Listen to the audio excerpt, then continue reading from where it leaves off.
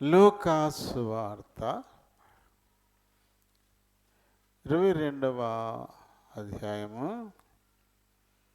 1-3 మనము కలిసి చదువుదాము. పస్కా అనబడిన పులియని రొట్టెల పండగ సమీపించెను. ప్రధాన యాజకులను శాస్త్రులను ప్రజలకు భయపడిరి గనుక ఆయనను ఎలాగూ చంపితమని ఉపాయము వెదుకుచుండిరి. అంతటా 12 మంది శిష్యుల సంఖ్యలో చేరిన ఇస్కరియోతు అనబడిన యోధాలో సాతాను ప్రవేశించెను.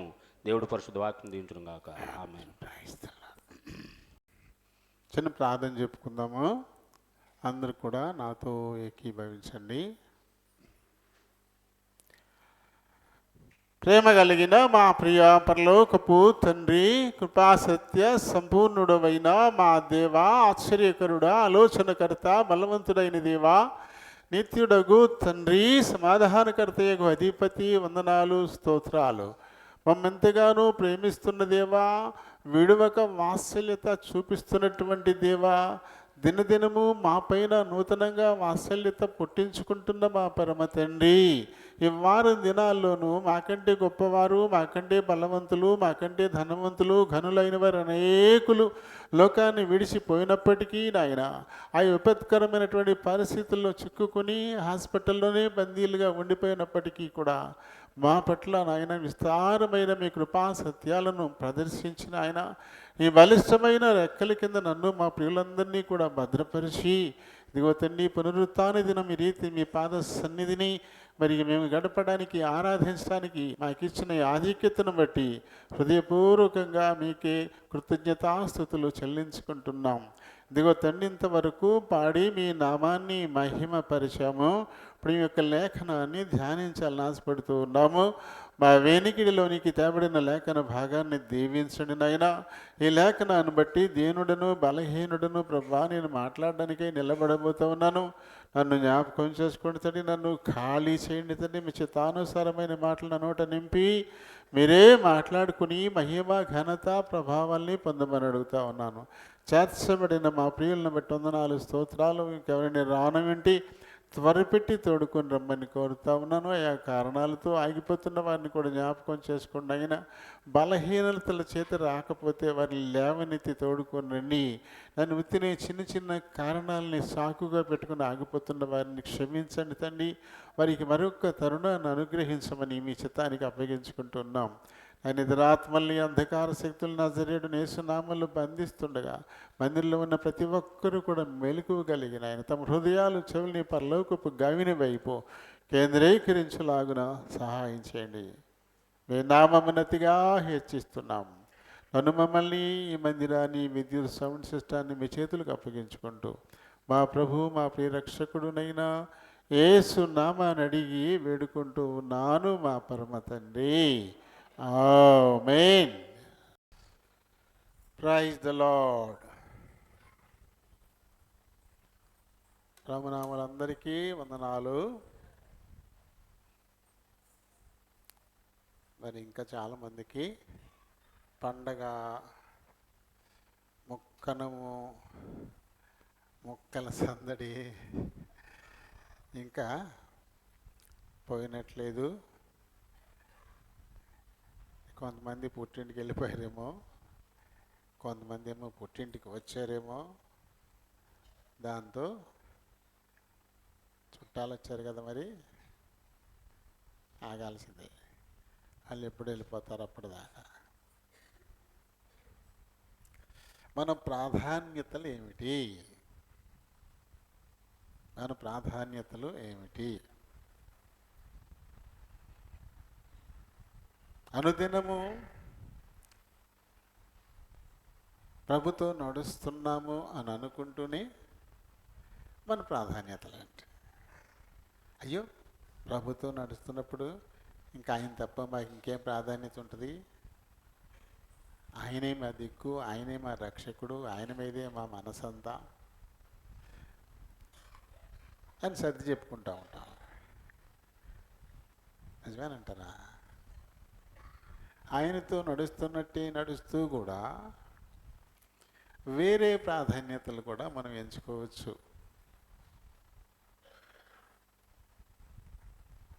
అవునంటారు కాదంటారా? ప్రభుతో మనం నడుస్తున్నాము. ప్రభుతో నడుస్తున్నామంటే ఏంటి? ఆయన వాక్యానుసారంగా నడుచుకుంటున్నాము అని అర్థం. ప్రభుతో నడవడం అంటే ఆయన వాక్యానుసారం. ప్రభు అంటే వాక్యమే కదా. ఆ వాక్యమే శరీరధారి అయి కృపా సత్య సంపూర్ణుడుగా మన మధ్య, అది వాక్యమే ప్రభు. ప్రభుతో నడుస్తున్నాము అంటే ప్రభు వాక్యానుసారంగా నడుచుకుంటున్నాము అని అర్థం. నేను ఆయనతోటి నడుస్తున్నాం కదా, ఇంకా మాకు వేరే ప్రాధాన్యతలు ఏముంటాయి? ఉండవా? ముందెళ్ళే మనిషిని మనం వెంబడిస్తే కూడా అటు ఇటు చూడకుండా వెళ్తామా? ముందెళ్ళి మనిషిని అనుసరిస్తూ ఉన్నాము, ఎక్కడో ఏదో బాగుందనిపిస్తుంది ఆగిపోతాము, ఈ లోపల వెళ్ళిపోతూ ఉంటారు, వెనక పరిగెడతా ఉంటాం. అంటే బ్రేక్ ఇచ్చి మళ్ళీ ముందుకెళ్ళాం, బ్రేక్ ఇచ్చి మళ్ళీ ముందుకెళ్ళాం. ఇలా బ్రేకులు వస్తూనే ఉంటాయి. ఇలా పండగ బ్రేక్ వచ్చింది కదా ఇప్పుడు, దాంతో కొంతమంది ఆ సందడిలో ఉండిపోయారు. చుట్టాలు వచ్చారు, మరి ఎలాగా అల్లుడు కూతురు వచ్చారు, వదిలిపెట్టి ఎలా వెళ్ళిపోతాం? బాగుంటుందా? దేవుని వెంట నడవడం ఆగిపోయినా బాగుంటుంది. ఆయనతో నడుస్తున్నాము అని అనుకుంటూనే ఆగిపోతుంటే అది బాగానే ఉంటుంది. కానీ చుట్టాలు వచ్చినప్పుడు వెళ్ళిపోతే మాత్రం బాగోదు. ప్రాధాన్యతలు ఏమిటి ఇక్కడ? దేవునితో నడవడం అనేది ప్రాధాన్యత, లేకపోతే ఈ లోకంతో నడవడం మన ప్రాధాన్యత? ఎందుకంటే దీనికి కూడా మాదిరి ఉంటుంది. వాళ్ళు ఆగలేదా పండగ అని చెప్పేసి? ఆ చుట్టాలు వచ్చారని వాళ్ళు వెళ్ళకుండా ఆగిపోలేదా? ఒకరోజు వారం వెళ్ళకపోతే ఏమైనా కొంపలు అంటిపోతాయా? చూడు, నీకంటే ముందు నుంచి మందిరానికి వెళ్తుంది ఆవిడ, మానేసింది. ఇది లోకమర్యాద. వాళ్ళు మానేస్తే మనం మానేయాలా? వాళ్ళు వెళ్తేనే మనం వెళ్ళాలా? మనకంటూ ఒకటి ఉండదా? ఉండదా? వారు వీరు మనల్ని రక్షిస్తారా? మన రక్షణ మనదే కదా, మన విషయం మనదే. చల్లి కోటకాట రాయంతరికి వాళ్ళు వెళ్తున్నారు కదా, మనం వెళ్ళాలా? వాళ్ళు రాయంతర్లే అని కూర్చుంటామా? కూర్చుంటామా? వాళ్ళకంటే ముందెళ్ళి కూర్చుంటాం. వాళ్ళు వెళ్ళారు కదా, వాళ్ళు రాయంతర్లే అని ఆగిపోతామా? ఆగిపోం. ఎందుకంటే మన కాటు మనమే రాయించుకోవాలి, వాళ్ళు ఎందుకు రాయిస్తారు? మన రక్షణ మనమే చూసుకోవాలి కదా, వాళ్ళు ఎందుకు మనకి రక్షిస్తారు? వారి వల్ల మనకి ఏమన్నా ఒదుగుద్దా? ఏం ఉండదు, ఏం ఒరిగేది ఏమి ఉండదు. ఎవరి రక్షణ వారిదే. రక్షణ అనేది అది ప్యూర్లీ ఇండివిజువల్ కదా, ఏ మాత్రం తేడా లేకుండా అది వ్యక్తిగతమైనది. వేరే ఛాయిస్లు ఇంకేం ఉండవు. కొద్దిగా వాళ్ళు వీళ్ళు చేయడానికి ఏమి ఉండదు, ఇక పూర్తిగా మందే. ప్రభుత్వం నడుస్తూ కూడా మనకిష్టమైన దారిలో మనం వెళ్తూ ఉండొచ్చు, అది సాధ్యమే. అందుకు మనకు మార్గదర్శకులు కూడా ఉన్నారు. ఆ మార్గదర్శకుడు ఎవడు అంటే ఇప్పుడు మనం చదివిన ఇస్కరియోతు యోధానే. ఈయన ప్రభుతోనే నడుస్తూ ఉన్నాడు, ప్రభు మార్గాన్ని ఎంచుకున్నాడు. నీ వెంట నేను వస్తానన్నాడు, కానీ ఆయనతో లేడు. ఆయన వెంట నడవలా, తన దారి తానే చూసుకున్నాడు.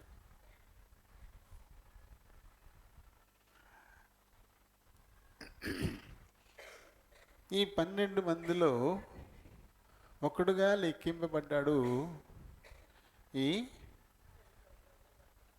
కరియోతు ఊరివాడైన యూదా. వాళ్ళ ఊరు కరియోత్, వాళ్ళ నాన్న పేరు సిమియోన్, తన పేరు యూదా. అంటే చాలామంది యూదాలు ఉన్నారు కాబట్టి ఊరి పేరు, వాళ్ళ తండ్రి పేరు గుర్తించడం కొరకు ఏదో ఒకటి ముందు పెడుతూ ఉంటారన్నమాట. చూడండి, అపోస్తుల కార్యాలు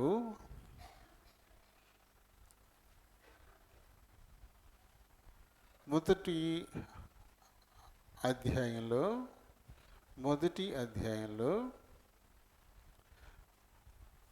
16-17 వచనాలు చదువుదాం. 16-18 దాకా, 16-18 వరకు చదువుదాం. సహోదరులరా, యేసును పట్టుకునిన వారికి త్రోవ చూపిన యోదాను గూర్చి పరిశుద్ధాత్మ దావీదు ద్వారా పూర్వము పలికిన లేఖనము నెరవేరవలసి ఉండెను.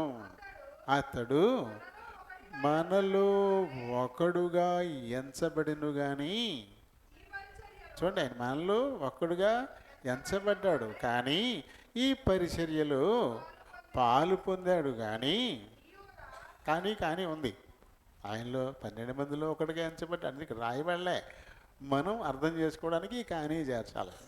మనలో 12 మందిలో ఒకడుగా ఎంచబడ్డాడు కానీ ఈ పరిచర్యలు కూడా మనతో పాటు పాలు పొందాడు కానీ ఈ యూదా చూడండి, ద్రోహము వలన సంపాదించిన రూకలనిచ్చి.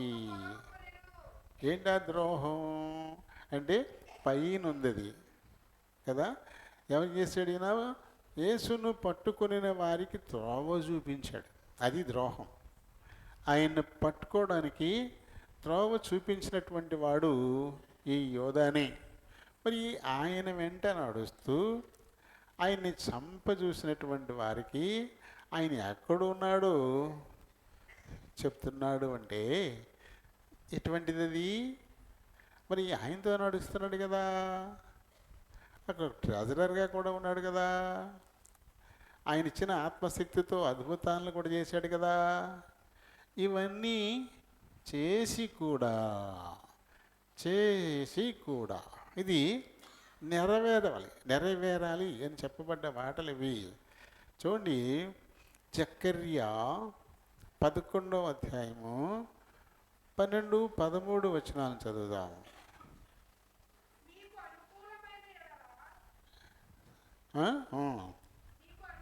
మీకు అనుకూలమైన ఎడల నా కూలీ నాకు ఇవ్వండి, లేని ఎడల ఆనియుడని. అది ఎవరి అన్నమాట ఇక్కడ? ఈ జకర్యా ఎవరి గురించి రాశాడు అంటే, నీ యేసును మీకు అప్పచెప్పేస్తాను, మీకు అనుకూలమైతే నాకు ఇవ్వాల్సింది నాకు ఇవ్వండి అని బేరమాడుకున్నటువంటి సందర్భం. ఈయన వెళ్ళి బేరమాడాడు. ఈ లూకాసు సువార్త 22వ అధ్యాయంలో ఆ కిందకు వచ్చే కొద్దీ కనబడుతుంది అది బేరమాడినటువంటి సందర్భం. విలువ కట్టబడిన వాని అనగా ఇశ్రాయేలీయులలో కొందరు విలువ కట్టిన వాని క్రయధనమైన 30 వెండి నాణెములు తీసుకొని ప్రభు నాకు నియమించిన ప్రకారము వాటిని కుమ్మరి వాని పొలమునకు ఇచ్చి తిని, కుమ్మరి వాని పొలానికి నేను ఇచ్చాను అని చెప్పేసి. అంటే ఈ ప్రభుని అప్పగించడానికి ఇతడు తీసుకున్నటువంటి 30 ఈ వెండి నాణ్యాలని మళ్ళీ తిరిగి అక్కడే విసిరేసి ఆయన వచ్చేసాడు యూదా. అప్పుడు ఇది ఒకనికి ప్రాణ క్రయధనం అని చెప్పేసి దాన్ని ఎవరు తీసుకోకుండా ఒక కుమ్మరి వాని పొలాన్ని దానితో కొన్నారన్నమాట. ఇదంతా ముందుగా ధర్మశాస్త్రంలో రాయబడినటువంటి మాట. చూడండి, ఏం చేశాడు ఈయన? ఆయనతో ఉన్నాడు. అసలు ఆయన్ని, ఈ ఇస్కరియోతు యూదాని ప్రభు శిష్యుల్లో చేర్చుకోవడానికి అతనికి అసలు అర్హత లేదు. ఎందుకంటే తను ఎవరు అనుకుంటున్నారు? బరబ్బా అనుచరుడు. బరబ్బాతో కలిసి రోమా ప్రభుత్వం మీద తిరుగుబాటు చేసినటువంటి వారిలో తను కూడా ఒకడు. రోమా ప్రభుత్వాన్ని కూల్చేయాలి, ఇజ్రాయేల్ ప్రభుత్వాన్ని ఏర్పాటు చేయాలి అని చెప్పేసి ఇప్పుడు మనకి నక్సలైట్లు ఉంటారు చూడండి, పోరాడుతుంటారు కదా, ఆ రకంగా ఆ దినాలలో పోరాడేటువంటి నాయకుల్లో ఇతను కూడా ఒకడు. అది ప్రభువు తెలీదా? తెలుసు కదా. అయినా యూదా ఆలోచన ఏంటి? మాకంటే కూడా ఇతని వెనకాలే జనం ఎక్కువ ఉంటున్నారు. మేము దొంగ చాటు నుండి మా ఉద్యమాలు చేస్తున్నాము, ప్రజలెవరూ మాతో పాటు ఉండడం లేదు. కానీ ఈయన వెంట ఎప్పుడు వేల కొలది జనం వెళ్తూ ఉన్నారు. కాబట్టి ఇతని ద్వారానే రోమా ప్రభుత్వం కూల్చివేయబడి ఇజ్రాయేలీల రాజ్యం వస్తుంది అని ఒక ఆలోచన చేసి ఈయన పంచం చేరాడు. ఎలాగోలా మొత్తం మీద ఒక సత్పురుషుని పక్కకొచ్చాడు. అతని దారి మంచిది కాదు, అది తీవ్రవాదం. కత్తి పట్టినోడు కత్తి చేతే చచ్చిపోతాడు అన్నట్టుగా, దొరికితే చంపేస్తారు. మరి బరబ్బాని సిలువేసి చంపేద్దరు కదా. అయితే యేసు ప్రభు వల్ల ఈ బరబ్బా బతికిపోయాడు, లేకపోతే బరబ్బానే సిలువయ్యాలి. అంటే ఈ ఇస్కరియోతు యూదా కూడా అలాంటి శిక్షకే అర్హుడు. అటువంటి వాడు మరి శాంతిదాయకుడైనటువంటి లోకరక్షకుడైనటువంటి యేసు ప్రభు దగ్గరకు వచ్చి, అయ్యా నేను మీ శిష్యుల్లో ఒక్కడిగా ఉంటాను అంటూ వస్తే అతను ఎలాంటి వాడో తెలియదా? తర్వాత కూడా చాలాసార్లు చెప్పాడు, నేను మిమ్మల్ని 12 మందిని ఏర్పరచుకోలేదా, అందులో ఒకడు సాతాను అని చెప్పాడు. సాతాను అని తెలిసి కూడా ఆ సాతాను వచ్చి నేను కూడా మీ శిష్యుల్లో ఒక్కడిగా ఉంటాను అంటే ఎందుకు చేర్చుకున్నాడు? ఈ సన్మార్గంలో నడవడాన్ని బట్టి వాడి యొక్క దుష్ప్రవర్తన, దుర్మార్గం వదిలేసుకుంటాడు, రక్షింపబడతాడు అనేటువంటి ఒక అవకాశాన్ని అతనికి ఇచ్చాడు. కాబట్టి ఇప్పుడు ఆయనతో పాటు నడిచిన 12 ఈయన కూడా ఒకడై ఉన్నాడు. కానీ ఇతను ఏ మొక్కైనా వేరే మొక్కతో అంటుకట్టబడినప్పుడు ఏమవుతుంది? దాని సారం మారిపోతుంటుంది. కానీ ఇతను ప్రభుతో అంటగొట్టబడినా కూడా ఇతని సారం అసలు మారనే లేదు. ఇతని ఆలోచన విధానమే వేరుగా ఉండిపోయింది. బైబిల్లో రాయబడలేదు, కానీ ఒకసారి బరబ్బాతో మీటింగ్ కూడా పెట్టించాడు. అంటే దీనిలో అన్నీ రాయబడవు, ఈ సంబంధించిన పుస్తకాలు బోల్డన్ని ఉంటాయి, అవి చదివినప్పుడు అందులో ఉంటాయి. ఎందుకంటే బైబిల్లోనే ఉంటుంది, మొత్తం అంతా రాస్తే ఈ భూలోకమే పట్టదనే మాట. కాబట్టి దీనిలో అన్నీ రాసేయాలంటే కుదరదు, అవి షార్ట్కట్లో వెళ్ళిపోయినాయి. కొన్ని విషయాలు వేరే ఉంటాయి. ఎందుకంటే ఇస్కరియోతు యూదా ఉద్దేశం ఏంటి? రోమా ప్రభుత్వాన్ని పడగొట్టేయాలి, మా దేశంలోనే మేము బానిసలుగా ఉన్నాము, ఎక్కడో ఇటలీ నుంచి వచ్చి మా మీద రాజ్యం చేస్తున్నారు వీళ్ళు. అంటే ఇదివరలో మనం 1947కు పూర్వం మనం కూడా బ్రిటిష్ వాళ్ళ మీద పోరాడాం కదా, ఈ దేశం మాది, మీరు ఎక్కడి నుంచో వచ్చి మా మీద పెత్తనం చేయడం ఏంటి అని మనము వాళ్ళతో ఫైట్ చేశాం. అలాగే రోమా ప్రభుత్వానికి వ్యతిరేకంగా ఫైట్ చేయడానికి కొంతమంది తయారయ్యారు. అటువంటి వాళ్ళల్లో బరబ్బా ఒకడు, అటువంటి వాళ్ళల్లో ఈ యూదా ఒకడు, ఇస్కరియోతు యూదా ఒకడు. అయితే యేసు ప్రభుతో ఇది కుదురుతుంది అని చెప్పేసి అని ఈయన శిష్యుల్లో ఒక్కడిగా చేరి తర్వాత ఆయనతో బరబ్బాతో మీటింగ్ ఏర్పాటు చేశాడు. ఇద్దరు మాట్లాడుకున్నారు. బరబ్బా అంటాడు, నాకు దగ్గర కత్తిపెట్టి యుద్ధం చేసేటువంటి జనం ఉన్నారు, నీ దగ్గర కూడా నీ వెనకాల కూడా రావడానికి బోల్డ్ మంది జనం ఉన్నారు, మన ఇద్దరం కలుద్దాం, కలిస్తే ఈ రోమా ప్రభుత్వాన్ని కూల్చేద్దాం, మన ఇజ్రాయేల్ రాజ్యాన్ని మనం స్థాపించుకుందాం, చాలా తొందరగా జరిగిపోద్ది అని ప్రతిపాదన బరబ్బా పట్టుకొస్తే, నీది కత్తి నాది శాంతి, మన ఇద్దరికి పొసగదు, అవసరమైతే నీ కోసం నేను చనిపోతాను తప్ప నేను నీతో ఏకీభవించి కత్తి బట్టి యుద్ధం చేయలేను అని చెప్పేసి వచ్చేసాడు. అలా కలిపి మాట్లాడించింది ఎవరు? ఈ యూదానే. ఆరంభం నుంచి కూడా యూదా ఆలోచనలు వేరు. ప్రభుతో కలిశాడు, ఆయన శిష్యుల్లో ఒకడయ్యాడు, ఆయన వెంట తిరుగుతున్నాడు, ఆయన చేసేటువంటి అద్భుతాలను చూస్తున్నాడు, ఆయన బోధనలు వింటూ ఉన్నాడు.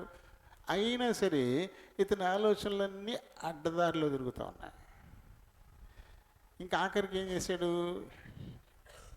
ఇతనికి పెత్తనం చేయడం ఇష్టం, బాగా పెత్తనం చేయడం ఇష్టం.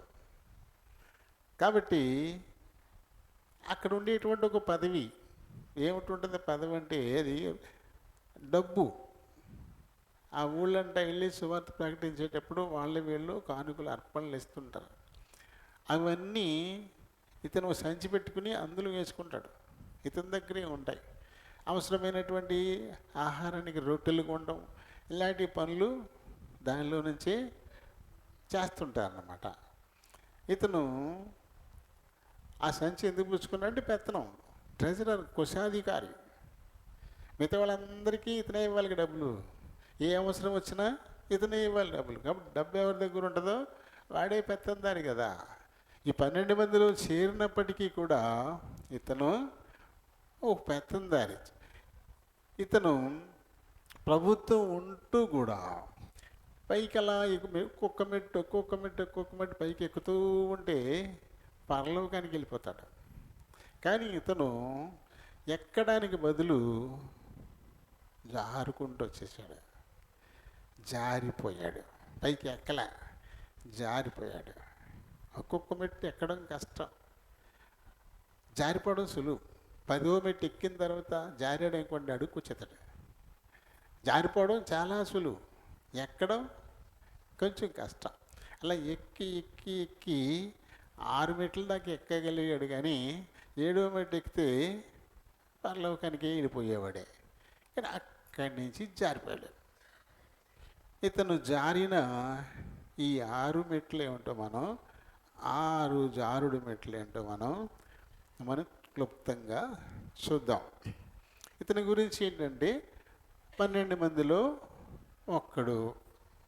యేసుప్రభు ఏర్పాటు చేసుకున్న 12 మంది శిష్యుల్లో ఇతను ఒకడు కదా. మత్తయి సువార్తలో 10వ అధ్యాయంలో 2 నుంచి 4 వచనాల మధ్య వీరి లిస్టు మనకి అక్కడ కనపడుతుంది. 12 మంది శిష్యుల లిస్టు మనకి అక్కడ ఉంటుంది. 12 మందిలో ఒక్కడయ్యాడు. ఇతనికి పదవుల మీద ఆశ కాబట్టి ఈ ట్రెజరర్ పదవి తీసుకున్నాడు. ఇతనికి అపవాది అనేటువంటి పేరు కూడా, అది యేసుప్రభువే చెప్పాడు. అపవాది అనే పేరు కూడా ఉంది ఇతనికి. ఇంకా ఏమిటంటే ఇతను బాగా ధనాపేక్ష కలిగినటువంటి వాడు. ఇంకా తర్వాత అందరి గురించి ఇతను కోశాధికారి పదవి తీసుకున్నాడు, ట్రెజరర్ పదవి తీసుకున్నాడు. డబ్బు పారిపోతారు, డబ్బు అంటే.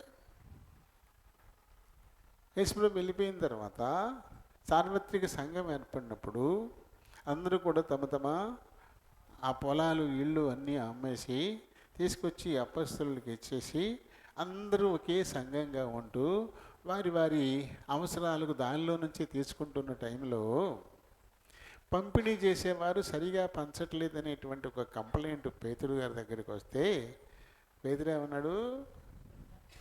ఈ డబ్బుతోటి వీటితో మాకేంటి పని? నేను సువార్త ప్రకటించడం మానేసి ఇవన్నీ పంచుతా మేము కూర్చుంటామా? ఎక్కడ లేని వచ్చి పడిపోతుంది. అందరూ కూడా అమ్మేసి పట్టుకొచ్చి ఇచ్చేస్తారు. కాబట్టి ఏం చేయాలి? ఈ పేతురు గారు ఇప్పుడు పెద్దోడు కదా శిష్యుల్లో, ఈయన ట్రెజరర్ తీసేసుకోవాలా ఆ డబ్బంతా నొక్కేయడానికి. కానీ ఆయన ఏమన్నాడు? ఎందుకు ఆ డబ్బు గొడవ మాకు, దాని గొడవ మాకు చెప్తారు ఎందుకు? ప్రభు సువార్త ప్రకటించడం అనేసి ఈ పంచడం మా పని ఏంటి? దాని జోలికి మేము రాము. మీలోనే ఒక 7 పరిశుద్ధులైన వారిని మా దగ్గరికి తీసుకొని రండి, ప్రార్థన చేసి పనికి వారిని నియమిస్తామన్నాడే తప్ప నేను తీసేసుకుంటే నీ బాధ్యత, నేను డబ్బులు కూడా చూస్తానని తీసుకోలేన. కానీ ఈయన ఏం చేశాడు? డబ్బు గొడవే కదా. ధనాపేక్ష లేని వారుగా ఉండండి, ధనాపేక్ష సమస్తమైన కీడులకు మూలము అని ఆయన పౌలు గారు బోధించాడు. ఈ ధనాపేక్షే ప్రధానంగా ఈ ఇస్కరియోతు యూదా చెడిపోవడానికి కారణమైపోయింది. ఒక్క అవలక్షణం మనలోకి వస్తే దానివల్ల అనేకమైనవి వచ్చేస్తాయి. ఈ ఒక్కదానితో ఒకటి లింక్ అయిపోయి ఉంటాయి, ఒకదానితో ఒకటి లింక్ అయిపోయి ఉంటాయి. ఒక అబద్ధం ఆడడం అంటూ అలవాటుగా ఉండిపోయింది అనుకోండి, ఆ తర్వాత ఏం చేస్తాడు? మోసం చేస్తాడు, ఆ తర్వాత ద్రోహం చేస్తాడు, ఆ తర్వాత స్వార్థపరుడు అయిపోతాడు, ఆ తర్వాత ఇతరుల్ని బాధించడానికి ఇష్టపడిపోతాడు. ఇతరుల బాధ అతనికి ఏమీ బాధలా అనిపించదు. అలా హృదయ కాఠిన్యం కూడా వచ్చేస్తుంది. ఇవన్నీ ఉదాహరణతో ఒకటి చేరిపోతాయి వచ్చి. ఇతను ఎప్పుడైతే ఒక ధనాపేక్ష అనేది ఇప్పుడు ఇల్లు వచ్చిందో, ఇక అప్పటి నుంచి ఈ లక్షణాలన్నీ చెడ్డ అయిపోయినాయి. ఒకటి వస్తే ఎంటర్ అయితే చెడ్డ అయిపోతుంది. మంచి ప్లస్ చక్కగా నీట్గా ఉన్నటువంటి మంచి నీళ్ళల్లో ఒక పెయింట్ డ్రాప్, రెడ్ డ్రాప్ అలా వేసామనుకోండి, ఏమైపోద్ది? వాటర్ అంతా తన ప్యూరిటీ ఖచ్చితంగా పోతుంది, కలుషితం అయిపోతుంది. అంతే కదా.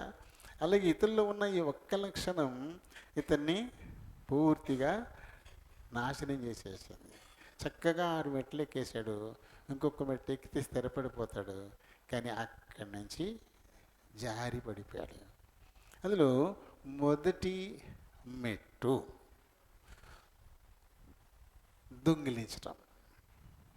దొంగిలించడానికి అలవాటు పడిపోయాడు. ఎందుకంటే ధనాపేక్ష ఉంది కదా. ఈ ధనాపేక్ష అతన్ని దొంగగా మార్చేసింది. డబ్బు సంచి ఇతని దగ్గరే ఉంది. ద్వితీయోపదేశకాండము 15:11 చదువుదాం. పేదలు దేశంలో ఉండక మానరు, అందుచేత నేను నీ సహోదరులకు, దీనులకును బీదలకును అవశ్యముగా నీ చెయ్యి చాపవలెనని నీకు ఆజ్ఞాపించుచున్నాను. ఈ దేవుని ఆజ్ఞను అనుసరించి అక్కడ ఉన్నటువంటి వాళ్ళు కొంతమంది ప్రేరణ పొంది ఆ పేదల సహాయార్థం పౌలు గారు కూడా అయ్యే సంఘాల్లో తిరిగినప్పుడు యెరూషలేములో ఉన్నటువంటి పేదలైన పరిశుద్ధుల కోసం ఆయన సంఘాల్లో చందా పోగు చేసి అవి పట్టుకొచ్చి వాళ్ళకి ఇచ్చేవాడు. అక్కడ ఉన్న పద్ధతి అది. కాబట్టి పేదలైన వారందరూ ఈయన చుట్టూ తిరుగుతున్నారు. పేదలైన వారికి భోజనం టైం అయిపోతే భోజనం పెడతా ఉన్నాడు. ఇలాంటి పనులన్నీ చేస్తున్నారు. కాబట్టి ధర్మశాస్త్రం ఆ రీతిగా చెప్పింది. కాబట్టి కొందరు ప్రేరణ పొందినటువంటి వారు విరివిగా సొమ్ములు ఇస్తూ ఉన్నారు. అవన్నీ ఇతని సంచిలో ఉంటా ఉన్నాయి. అందులో నుంచి ఇతను దొంగిలించడం మొదలు పెట్టేశాడు. డబ్బు ఎప్పుడైతే దగ్గరుందో అప్పుడే దొంగతనానికి అలవాటు పడిపోయిన వాడుగా ఉన్నాడు.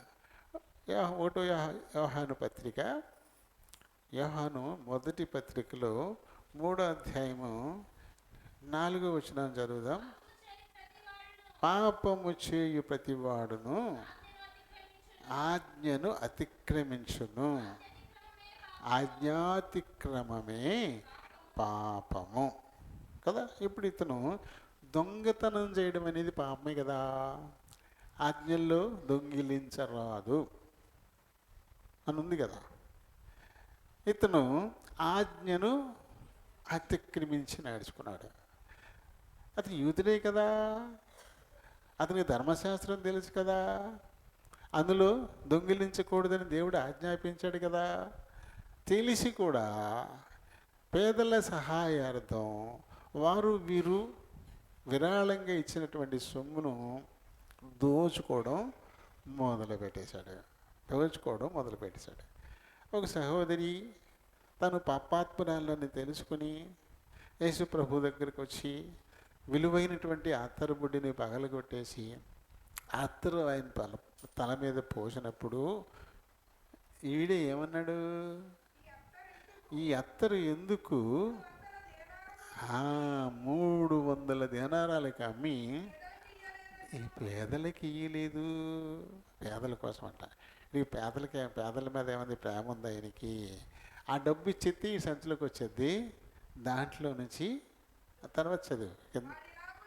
వాడిలాగూ చెప్పినది పేదల మీద, వారి మీద ఆయనకి ప్రేమ ఉండి కాదు, కానీ దొంగయ్యుండి తన దగ్గర డబ్బు సంచి ఉండినందున అందులో వేయబడినది దొంగిలించుచూ వచ్చెను గనుక అలాగూ చెప్పాను.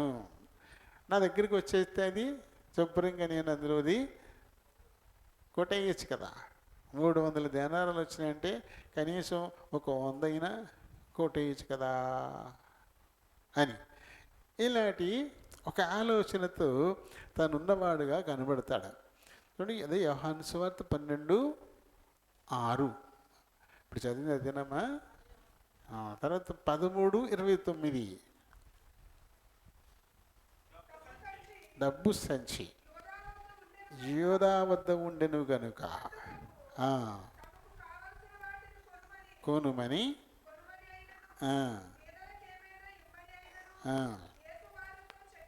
చెప్పినట్టు అది తన దగ్గరే ఉంది కదా, దానిలోంచి ఖర్చు పెట్టమని చెప్పినట్టుగా అనుకున్నారు. కానీ ఏం చేస్తాడు వీడు? అందులోంచి దొంగిలించేసేటువంటి వాడికి ఉన్నాడు తప్ప అది ఉపయోగించేవాడు కాదు. కాబట్టి ఏమైపోయింది? శాపగ్రస్తుడైపోయాడు. దొంగిలించటం నేరం. మరి యెహోషువ 7:21-25లో ఆకాను దొంగిలించే నాశనమైపోయాడు, ఆజ్ఞను అతిక్రమించి నాశనమైపోయాడు. ఆజ్ఞాతిక్రమమే పాపం, పాపం వల్ల వచ్చు జీతం మరణం. ఆ రకంగా ఈ యూదా, ఇస్కరియోతు యూదా ఓ మెట్టు జారిపోయాడు. అది ఒక మెట్టు, మొదటి మెట్టు జారిపోయాడు. ఇంకా రెండవ మెట్టు చూడండి. ఇది ఎందుకు ఆయన దగ్గరికి వచ్చాడు? ఈయన వెంట అనేక జనులు వస్తున్నారు. ఈయన సామాన్యమైనటువంటి వ్యక్తి కాదు. మన కళ్ళెదురుగుండానే రోగులను బాగు చేసేస్తూ ఉన్నాడు. పుట్టుగుడ్డి వాళ్ళు చూసేస్తున్నారు. పక్షవాతం బారిన పడిన వాళ్ళు లేచి వెళ్ళిపోతూ ఉన్నారు. కుష్ఠరోగులు స్వస్థపడిపోతూ ఉన్నారు. అందుకని వేల జనం ఈయన వెంట నిరంతరము తిరుగుతూ ఉన్నారు. కాబట్టి ఇప్పుడు ఆయన శిష్యుల్లో ఒకడైతే పెత్తనం చేయొచ్చు, అంతే కదా. ఈ 12 మంది శిష్యులు వీళ్ళే కదా అక్కడ పెత్తందారులు. వాళ్ళు పెత్తనాలు చేసేవారు కదా. ఆయన దగ్గరికి తీసుకురావాలని చిన్నపిల్లల్ని ఎవరిని తీసుకొస్తే ఏం చేసేవారు వీళ్ళు? తప్పుకో వీళ్ళదే పెత్తనం. ఆయన చుట్టూ ఉంటారు, నిరంతరం పెత్తనాలు చేస్తారు. అలా పెత్తనం చేయొచ్చు అనే ఉద్దేశంతో వచ్చాడు. పెత్తనం చేయొచ్చు అని వచ్చాడు. వచ్చి ఏం చేశాడు? ఆఖరికి ఈ లాభం లేదు, ఈ సంచి కూడా పెద్ద ఎక్కువ డబ్బులు వస్తున్నట్లేవు, వచ్చినా లెక్క చూడాల్సి వస్తుంది, ఇతని వల్ల ఉపయోగపడుతుంది, ఏమి కనపడట్లేదు. ఆఖరికి ఏదో అంటారు కదా, చచ్చినోడికి వచ్చింది కట్నం అని ఏదో సామెత చెప్తారు కదా, అలాగా ఎంతకోకంతకి ఇతన్ని అమ్మేస్తే అదే మనకి మిగులనుకొని ఆయన్ని అప్పగించడానికి సిద్ధపడిపోయాడు. ఎవరికి? ఇందాక మనం చదివాం కదా, లూకా సువార్త 22:1 నుంచి మనం చదివాం అందా. చదువు. ప్రధాన యాజకులను శాస్త్రులను ప్రజలకు భయపడారు. అంటే మామూలుగా ఆయన చంపేద్దామని అనుకుంటున్నారు వీళ్ళు, కానీ ప్రజలందరూ ఆయన చుట్టూ తిరుగుతున్నారు కాబట్టి ఆ జనానికి భయపడి మన మీద తిరుగుబాటు చేయకుండా ఉండేలా ఇతన్ని ఎలా చంపాలా? జనం మన మీద తిరగబడకూడదు, ఇతన్ని మనం చంపేసేయాలి. అందుకు ఎలా అని చెప్పేసి వాళ్ళు ఆలోచిస్తున్నప్పుడు దాన్ని ఇతను ఉపయోగించేసుకున్నాడు. ఆయన్ని చంపడానికి నేను మీకు మార్గాన్ని చూపిస్తా అని చెప్పేసి అప్పగించేయడానికి ఆయన సిద్ధమైపోయాడు, తోవ చూపడానికి. ఈ సంగతి ఆయనకి ముందే తెలుసు. తెలిసినా సరే ఎందుకు చేర్చుకున్నాడు? వీడు మారుతాడేమో, వీడు బాగుపడతాడేమో, వీడు మారుతాడు, వీడు బాగుపడతాడేమో. ఎందుకంటే నశించిపోయేదాన్ని వెతికి రక్షించడానికి ఆయన వచ్చాడు కాబట్టి ఆయన్ని ఎవరిని త్రోసిపోయాడు. నా దగ్గరకు వచ్చిన వారిని ఎవరిని నేను త్రోసిపోయాను అని చెప్పినటువంటి వాడు సత్యవంతుడు. వాడు తనకి హాని చేసేవాడైనా సరే వాడిని తోసేయడు. ఆ సంగతి తెలిసి నీకు తెలిసి కూడా యోహాను సువార్తలో 13వ అధ్యాయంలో 2వ వచనాన్ని చదువుదాం. మరి భోజనము చేయుచుండగా ఆయన అప్పగింపవలెనని సీమోను కుమారుడుగు ఇస్కరియోతు యూదా హృదయములో అపవాది ఇంతకు ముందు ఆలోచన పుట్టించి ఉండను కనుక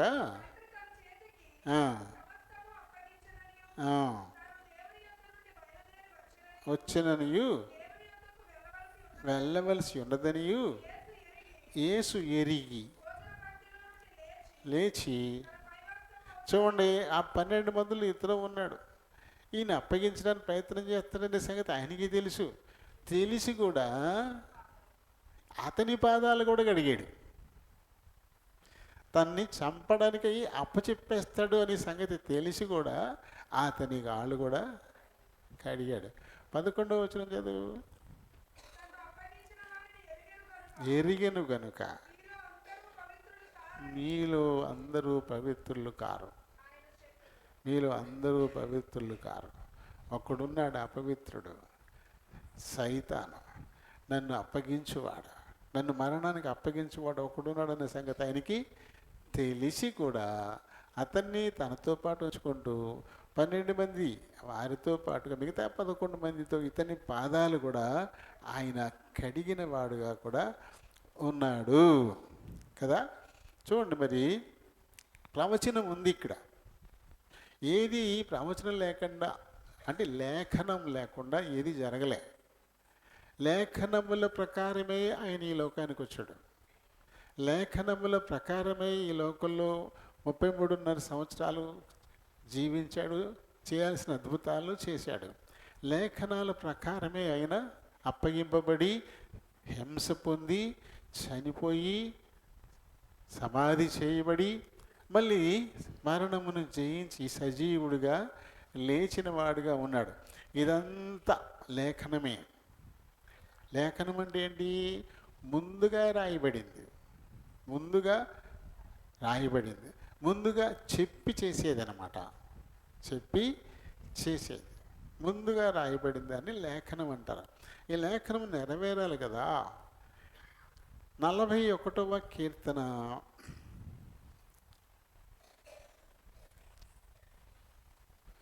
9వ వచనాన్ని చదువుదాం. నేను నమ్ముకొనిన నా విహితుడు నా ఇంట భోజనం చేసినవాడు నన్ను తనడానికై తను మడిమని తెను అని రాయబడింది. ఆయనతో పాటు ఉన్నటువంటి వాడు, ఆయనతో పాటు స్నేహితుడిగా ఉన్నటువంటి వాడు. ఎందుకంటే తన శిష్యుల్ని స్నేహితులు అన్నాడు ప్రభు. యేసు ప్రభు తన శిష్యుల్ని స్నేహితులు అని పిలిచారు. నేను మీ బాధకుండా అయ్యుండి కూడా, మీకు ప్రభువుని అయ్యుండి కూడా నేను మిమ్మలను నా స్నేహితులనే పిలుస్తాను అని చెప్పేసి అని అన్నాడు. అదే విహితుడు, స్నేహితుడు, హితుడు. అటువంటి వాడు నాతో కలిసి భోజనం చేసిన వాడు తానే నన్ను తనడానికి అని రాయబడింది. ఆ ప్రకారమే అమ్మేయడానికి బేరం. మత్తయి సువార్త 26వ అధ్యాయము 47వ వచనాన్ని చదువుదాం. ఆయన ఇంకనూ మాట్లాడుచుండగా 12 మందిలో ఒకడగు యూదా వచ్చాను. ఆయనతో కూడా ఆ జన సమూహము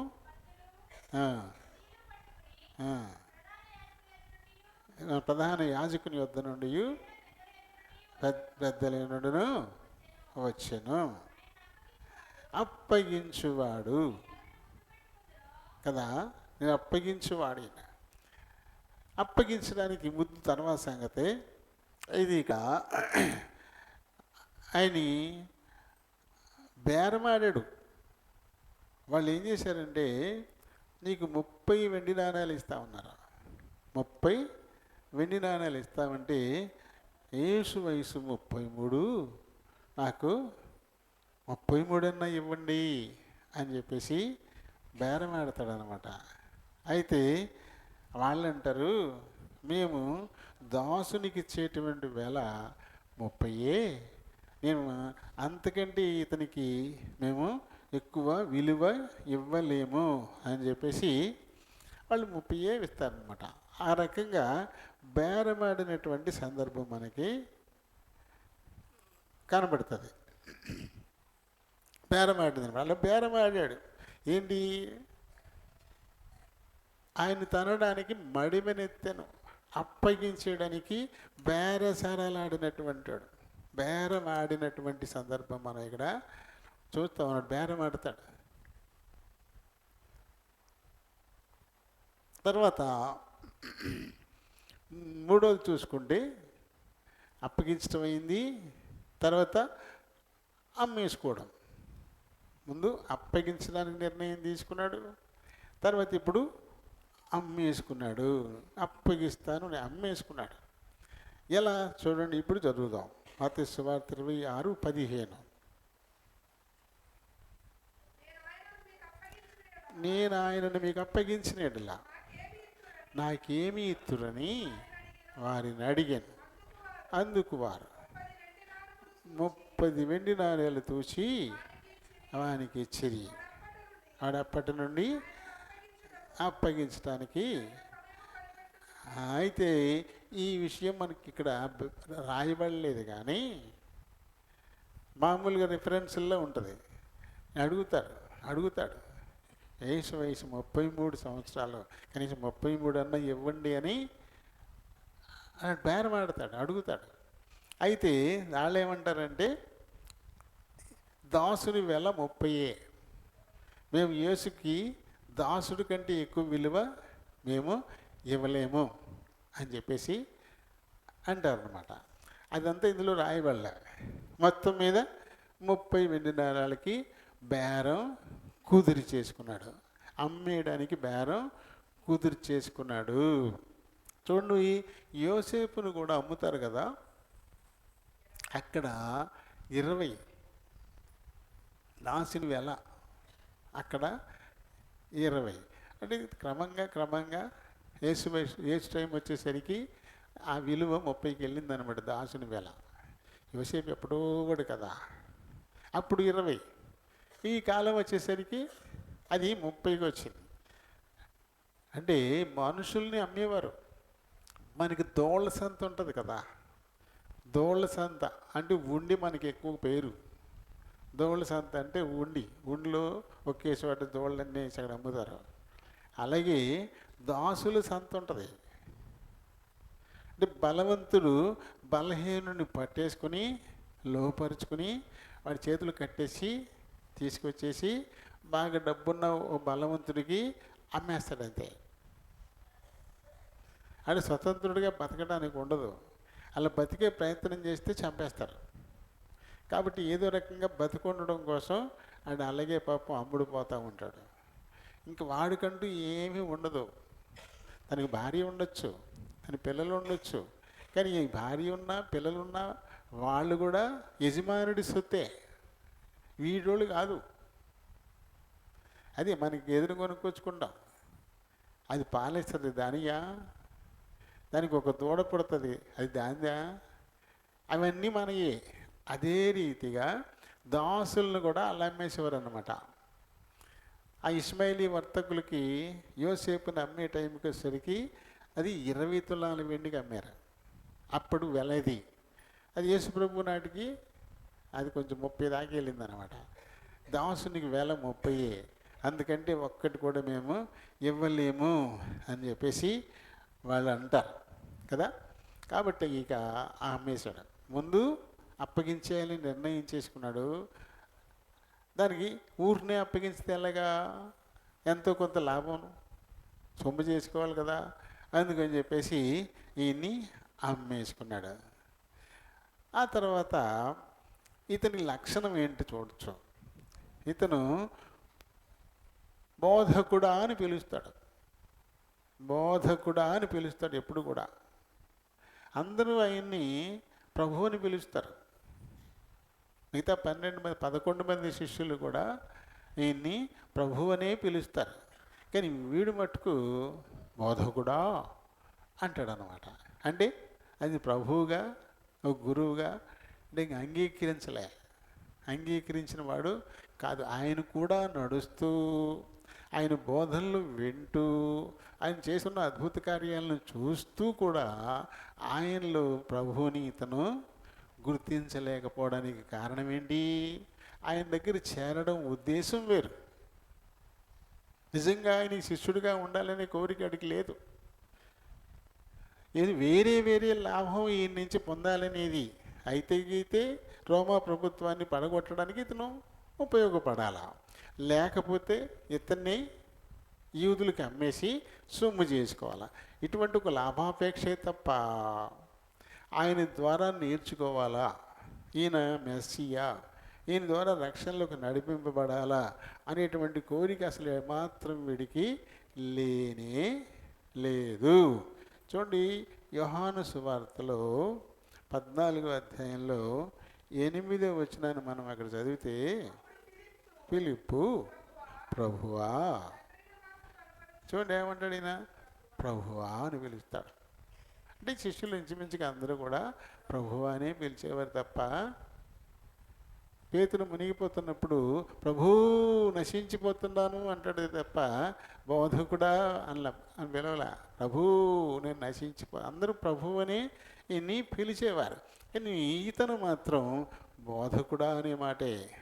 ఇది యోహాను సువార్తలో 8:4 చదవండి. బోధకుడా, ఈ స్త్రీ చూడండి ఏమన్నారు ఇక్కడ, మిగతా వాళ్ళు కూడా అన్యులు బోధకుడు అన్నారు, ఇతను కూడా బోధకుడని అంటాడు, ప్రభు అని అండు. అన్యులు ఏ రీతిగా అయితే పిలుస్తారో అదే రీతిని ఇతను కూడా పిలిచిన వాడిగా ఉంటాడు. అంటే యేసు ప్రభు వెంట ఉంటూ కూడా ఆయన మెస్సియా అని, ఈ లోకాన్ని రక్షించడానికి వచ్చినటువంటి దేవుని కుమారుడని, ఈయన ప్రభువై ఉన్నాడని అతను ఎప్పుడు కూడా అంగీకరించిన వాడు కాదు. అలాంటి ఆలోచనే ఇతనిలో లేదు. కాబట్టి బోధకుడా, ఇది ఒక్క మెట్టు. ఆయన రక్షకుడిని తలిస్తే ఆయన చేపట్టుకునే ముందుకు వెళ్ళిపోతాడు. అది లేదు ఇతనికి. కాబట్టి ఇంకొక అడుగు జారిపోయినటువంటి పరిస్థితి. చూడండి, మనం 73వ కీర్తన చదువుతాం కదా. ఆసాపు ఏమనుకుంటాడు, అన్యుల పరిస్థితే బాగుంది, నేను భక్తి కలిగి ఉండడం వల్ల లాభమే ఉంది. అంటే భక్తి వేస్ట్ అనే ఆలోచన వచ్చింది ఆయనకి. ఆ తర్వాత అమ్మో నా అడుగు జారిపోను అనుకున్నాడు. నా అడుగు జారిపోను, కొంచెమే తప్పింది, అదే తప్పు చేశాడు. మిగతా 11 మందిలాగా ఉండడం వేస్ట్, ఇది ఇతని ఆలోచన. మిగతా వాళ్ళందరూ ప్రభువా అని పిలుస్తుంటే ఇతను మటుకు వేస్ట్. ఏం ప్రభు ఏంటి, యేసోపు మరియమ్మల కొడుకే కదా, ఇదే తప్ప ఈయన మెస్సియా, ఈయన లోక రక్షకుడు, అయితే ఏ మానవ మాత్రుడు చేయలేనటువంటి అద్భుతాలు ఈయన ఎలా చేయగలుగుతున్నాడు అనేటువంటి కోణంలో అస్సలు ఆలోచించిన వాడే కాదు. అందుకని బోధకుడా అంటాడు, బోధకుడా అని పిలుస్తూ ఉంటాడు. చూడండి, ఇంకొక మాట చదువుదాము.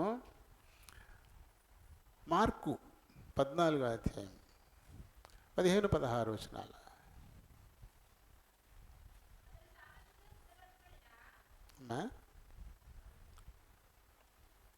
మార్కు 14, 15-16 వచనాలు చదువు.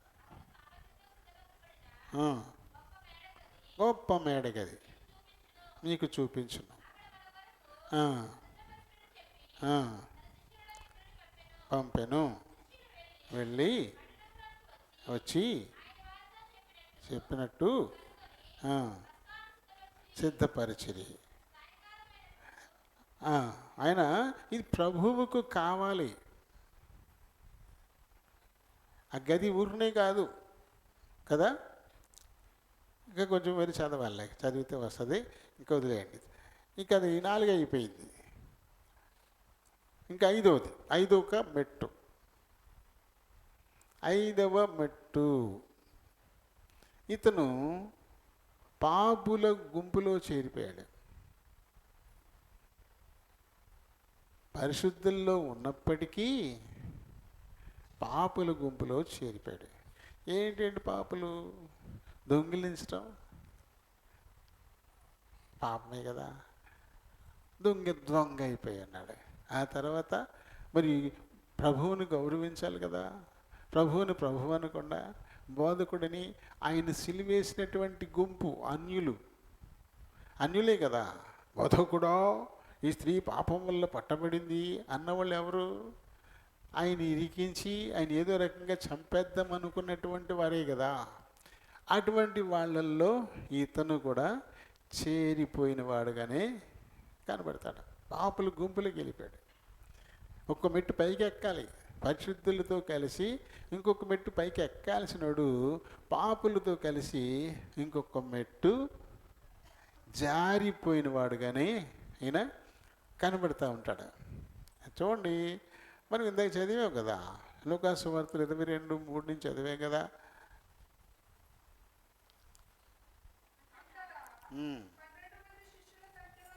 చేరిన యూదాను సాతాను ప్రవేశించిందంటే ఎవరు? సాతాను ఎవరు? దుష్టుడు, దుర్మార్గుడు, పాపి. ఇప్పుడు సాతాను వశమైపోయాడు, పాపుల గుంపులకు వెళ్ళిపోయాడు. 4వ వచనం కూడా చదువు. వెళ్ళి ఎవరికి? ఆయన్ని చంపజూస్తున్నటువంటి వారికి. పైన చదివాం కదా, జనానికి జడిసి ఇతని ఎలా చంపుదామా అని ఆలోచిస్తూ ఉన్నారు. ఒక పరిశుద్ధుణ్ణి చంపేయాలనుకున్న వాళ్ళు పాపులే కదా. కాబట్టి ఇతను పాపుల గుంపులో చేరిపోయినటువంటి వాడు. కాబట్టి ఏమవుతారు పాపుల గుంపులో చేరిపోతే? చూడండి, మరి ఈ లోకంతో స్నేహం కదా. అసలు ఈ లోకమునైనను లోకంలో ఉన్న వాటినైనను ప్రేమింపకుడి అని కదా ప్రభువు చెప్పింది. లోకాన్ని ప్రేమించొద్దు, లోకంలో ఉన్న వాటిని ప్రేమించొద్దని ప్రభువు చెప్తే ఇతను ఆ లోకంలోనే చేరిపోయాడు, వారితోటి చేరిపోయిన వాడుగా ఉన్నాడు. మన పితరుడైన పౌలు కొరింథీయులకు రాసిన 2వ పత్రికలో 6వ అధ్యాయంలో 14వ వచనం, అవిశ్వాసులతో విజ్జోడుగా ఉండద్దు, నీతికి దుర్నీతితో ఏంటి, వెలుగునకు చీకటితో ఏంటి అసలు కలుస్తాయి? వెలుగు చీకటి ఒక చోట ఉంటాయా? నీతి దుర్నీతి ఒక చోట ఉంటాయా? కాబట్టి ప్రభు బిడ్డలైన వారు వెలుగు సంబంధులు, ప్రభు బిడ్డలైన వారు నీతిమంతులు. కాబట్టి వాళ్ళు దుర్నీతితో సాంగత్యం చేయకూడదు, చీకటితోనూ సాంగత్యం చేయకూడదు. కానీ వీడేం చేశాడు? దుర్నీతితోనే ఇతని స్నేహం, చీకటితోనే ఇతని స్నేహం, పాపుల గుంపులో చేరిపోయాడు. ప్రభు ఏం చెప్పాడు? నేను ఈ లోకానికి వెలుగై ఉన్నాను అని చెప్పాడు. వెలుగై ఉన్నటువంటి అవి తీసుకోరు బాబు. వెలుగై ఉన్నటువంటి ఆ ప్రభు వెంట నడుస్తూ చీకటితో స్నేహం చేశాడు కదా. యేసుప్రభు ఏం చెప్పాడు? నేను ఈ లోకంలో ఉన్నప్పుడు లోకానికి వెలుగై ఉన్నాను అన్నాడు. అలాగే మీరు కూడా ఈ లోకానికి వెలుగై ఉన్నారు అని చెప్పాడు ఆయన. కాబట్టి ప్రభు బిడ్డలు వెలుగు సంబంధులు. కానీ ప్రభు బిడ్డలు కానివారు, పాపులైన వారు మరి చీకటి సంబంధులు. కానీ ఇతని పొంది ఎవరితో ఇప్పుడు? చీకటి సంబంధులతో. వెలుగు వెంట నడుస్తూనే చీకటిని ప్రేమిస్తూ ఉన్నాడు. వెలుగు వెంట నడుస్తూనే ఆ వెలుగును ప్రేమించకుండా చీకటితోటే ఇతని యొక్క స్నేహం. అప్పుడే మరొక మెట్టు జారిపోయాడు. వెలుగులో నడుస్తున్నప్పుడే అడుగులు తడబడతాయి, చీకట్లో నడిచేటప్పుడు ఇంకా దారుణం కదా, ఇంకా దారుణం కదా. వీడు అలా ఇంకొక మెట్టు జారిపోయిన వాడిగా కనబడతాడు. మరి మొదటి కీర్తన 6వ వచనంలో 2వ భాగం చదవండి. దుష్టుల మార్గము అది నాశనానికి నడిపిస్తుంది. ఇప్పుడు ఇతను ఎంచుకున్న మార్గం పాపుల మార్గం కాబట్టి అది ఎక్కడికి తీసుకెళ్ళింది? నాశనానికి అతన్ని తీసుకెళ్ళిపోయింది. నాశనానికి తీసుకెళ్ళిపోయింది. ఎలా నాశనం అయిపోయాడు? ఎలా నాశనం అయిపోయాడు? ఇందుకు అపొస్తలుల కార్యాలు చదివాం కదా. అపొస్తలుల కార్యాల్లో మనం చూస్తాం ఎలా నాశనం అయిపోయాడు. 18వ వచనం, ఈ యూదా ద్రోహము వలన సంపాదించిన రూకలనిచ్చి ఒక పొలము కొనెను. అతడు తలకిందులుగా పడి నడిమికి బద్దలైనందున అతని పేగులన్నీ బయటికి వచ్చను. అది అలా చచ్చిపోయాడు. ఊరేసుకున్నాడు. ఊరేసుకుంటే పేక బిగుసుకుపోయి చచ్చిపోవాలా. కానీ చాలా సులువైన మరణం, అందరికీ వచ్చే చావే ఇది. చాలామంది ఊరేసుకుని అలాగే చచ్చిపోతున్నారు. కానీ అలాంటి అందరికి వచ్చే మరణం ఇతనికి వస్తే ఇంకా ప్రత్యేకత ఏముంది? ఎందుకంటే దుష్టులు వాళ్ళల్లో తేలు విషం ఉంటుందని చెప్పేసి కీర్తనకారుడు చెబుతాడు. తేలు విషం ఉంటుంది వాళ్ళల్లో అని చెప్పేసి. వీడు తేలు లాంటి వాడు. ఆయన వెంట ఉంటూ కూడా ఆ పనికి మాలిన స్వభావాన్ని వదులుకోలే. ఆయన స్వభావం కుట్టడమే అటువంటి వాడు. అందుకని ఆ ఉరితాడు తెగిపోయింది. కింద బండ ఉంది, అడ్డంగా బండ మీద పడ్డాడు. నడానికి విడిపోయాడంట మనిషి. విడిపోయి అలా చచ్చిపోయాడు. అలా ఎవరు చచ్చిపోరు. ఎవరు చచ్చిపోతారంటే తేలే చచ్చిపోద్దంట. తేలికి వేరే జననాంగం ఉండదంట. పిల్లల్ని అది కందంటది, గుడ్లు పెట్టదు, అది పిల్లల్నే అది నడుము పగిలిపోయి దాంట్లోంచి పిల్లలు వచ్చి తల్లి చచ్చిపోద్దంట. పిల్లలు వచ్చాయంటే తల్లి చచ్చిపోయినట్టే. ఇవన్నీ యూట్యూబ్లో చూశాను. తేలు మీద దాని పిల్లలన్నీ ఉన్నాయి, వీపు మీద దాని పిల్లలన్నీ ఉన్నాయి తేలు మీద. అది పడిపోయి ఉంది. అది దాంట్లోంచి బయటకు వస్తున్నాయి అనమాట పిల్లలు. ఎన్ని పగలు కొట్టుకుని వస్తాయి. ఇదొక వింత. అలా చచ్చిపోయాడు. తేలుకోండి, తేలు అంటాడు. అటువంటి చావు ఇతను చచ్చిపోయిన వాడుకున్నాడు. ఎందుకంటే ఆ తర్వాత పాపుల గుంపులో చేరిన వాడి పరిస్థితి అలాగే ఉంటుంది ఎప్పుడు కూడా. పాపుల మార్గము నాశనానికి నడుపుతుంది. ఇంకా ఆరోది ఏం చేశాడంటే ముద్దెట్టుకున్నాడు. ఇది కపటంతో కూడిన ముద్దు, వేషధారణతో కూడిన ముద్దు కదా. చూడండి మత్తయి 26:49 ఆయన అప్పగించువారు, నేనెవరిని ముద్దు పెట్టుకుందునో. అది ముద్దు ఎందుకు పెట్టుకుంటారు? ప్రేమతో పెట్టుకుంటారు. ఒకరినొకరు ఎదురుపడి పలకరించుకున్నప్పుడు అలా ఆలింగనం చేసుకుని, మనకు లేదు కానీ ఇంకా కొన్ని దేశాల్లో అలాగే ఉంటుంది. ఇజ్రాయిల్లో కూడా ఉంటుంది. అలా ముద్దు పెట్టుకుంటారన్నమాట. కలుసుకున్నప్పుడు ఒకరినొకరు ఆలింగనం చేసుకోవడం అనేది అది ఒక పద్ధతి. కానీ వీడెందుకు పెట్టుకున్నాడు ముద్దు? గుర్తు చూపించడానికి. ఇదిగో మీరు చంపేయడానికి ఈయనే యేసు అని చెప్పేసి చంపేవారికి అప్పగించడానికంటే చంపడానికి ముద్దు పెట్టుకున్నాడు వీడు. అలాంటి ముద్దు చూడండి. మరి లూకాసు సువార్త 7:45 మనం చూస్తే, లూకా 7:45 ఏంటంటే అక్కడ ఆయన నీవు నన్ను ముద్దు, యేసుప్రభు చెప్పిన మాట ఇది. విందుకు పిలిచిన వాళ్ళు ఏం చేయాలంట?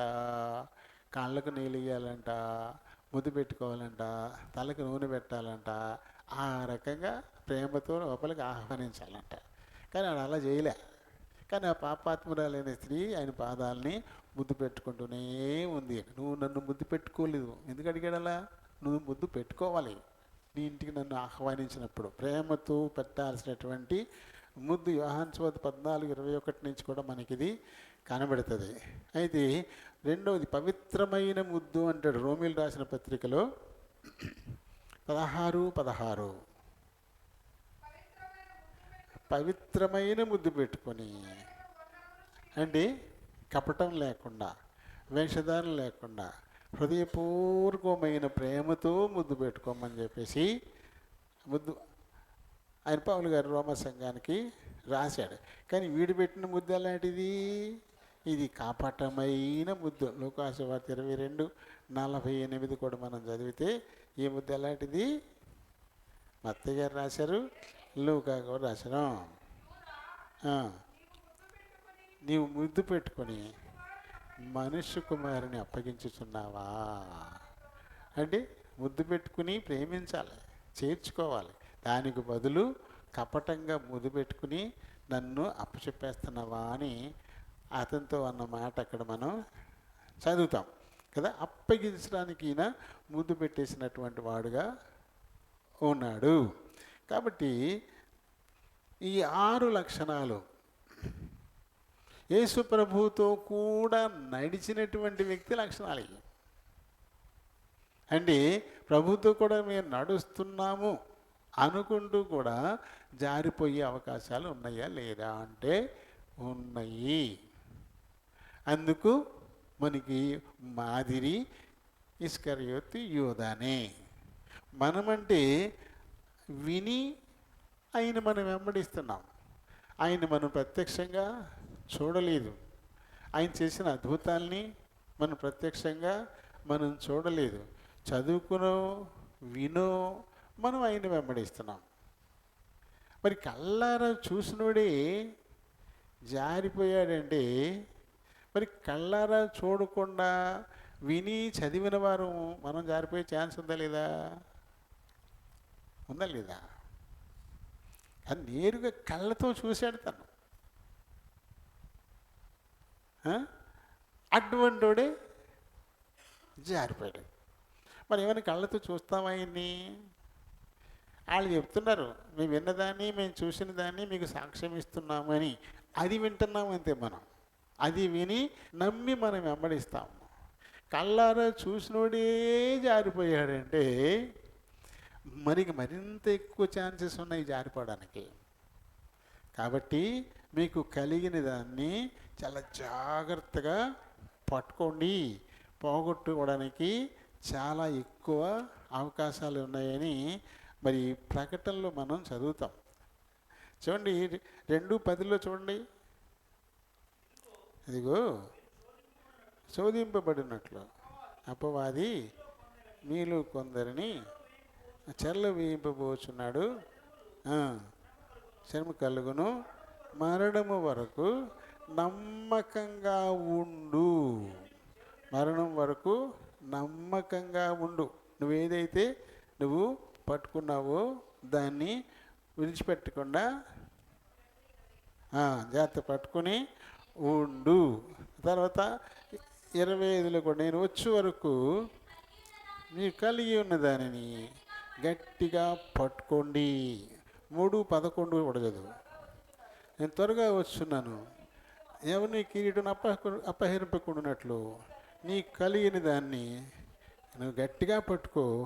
జయించువాని నా దేవుని ఆలయంలో ఒక స్తంభంగా నేను చేస్తాను.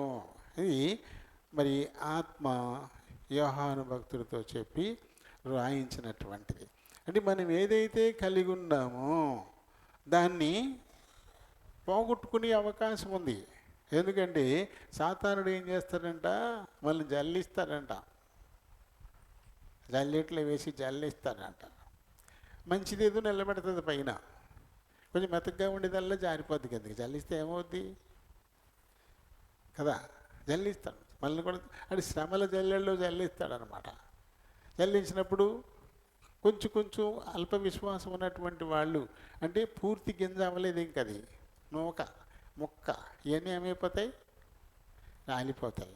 అది పూర్తిగా తయారైన గింజ ఉందనుకోండి, అది రాలదు, ఆ పైన అలాగే ఉండిపోద్ది.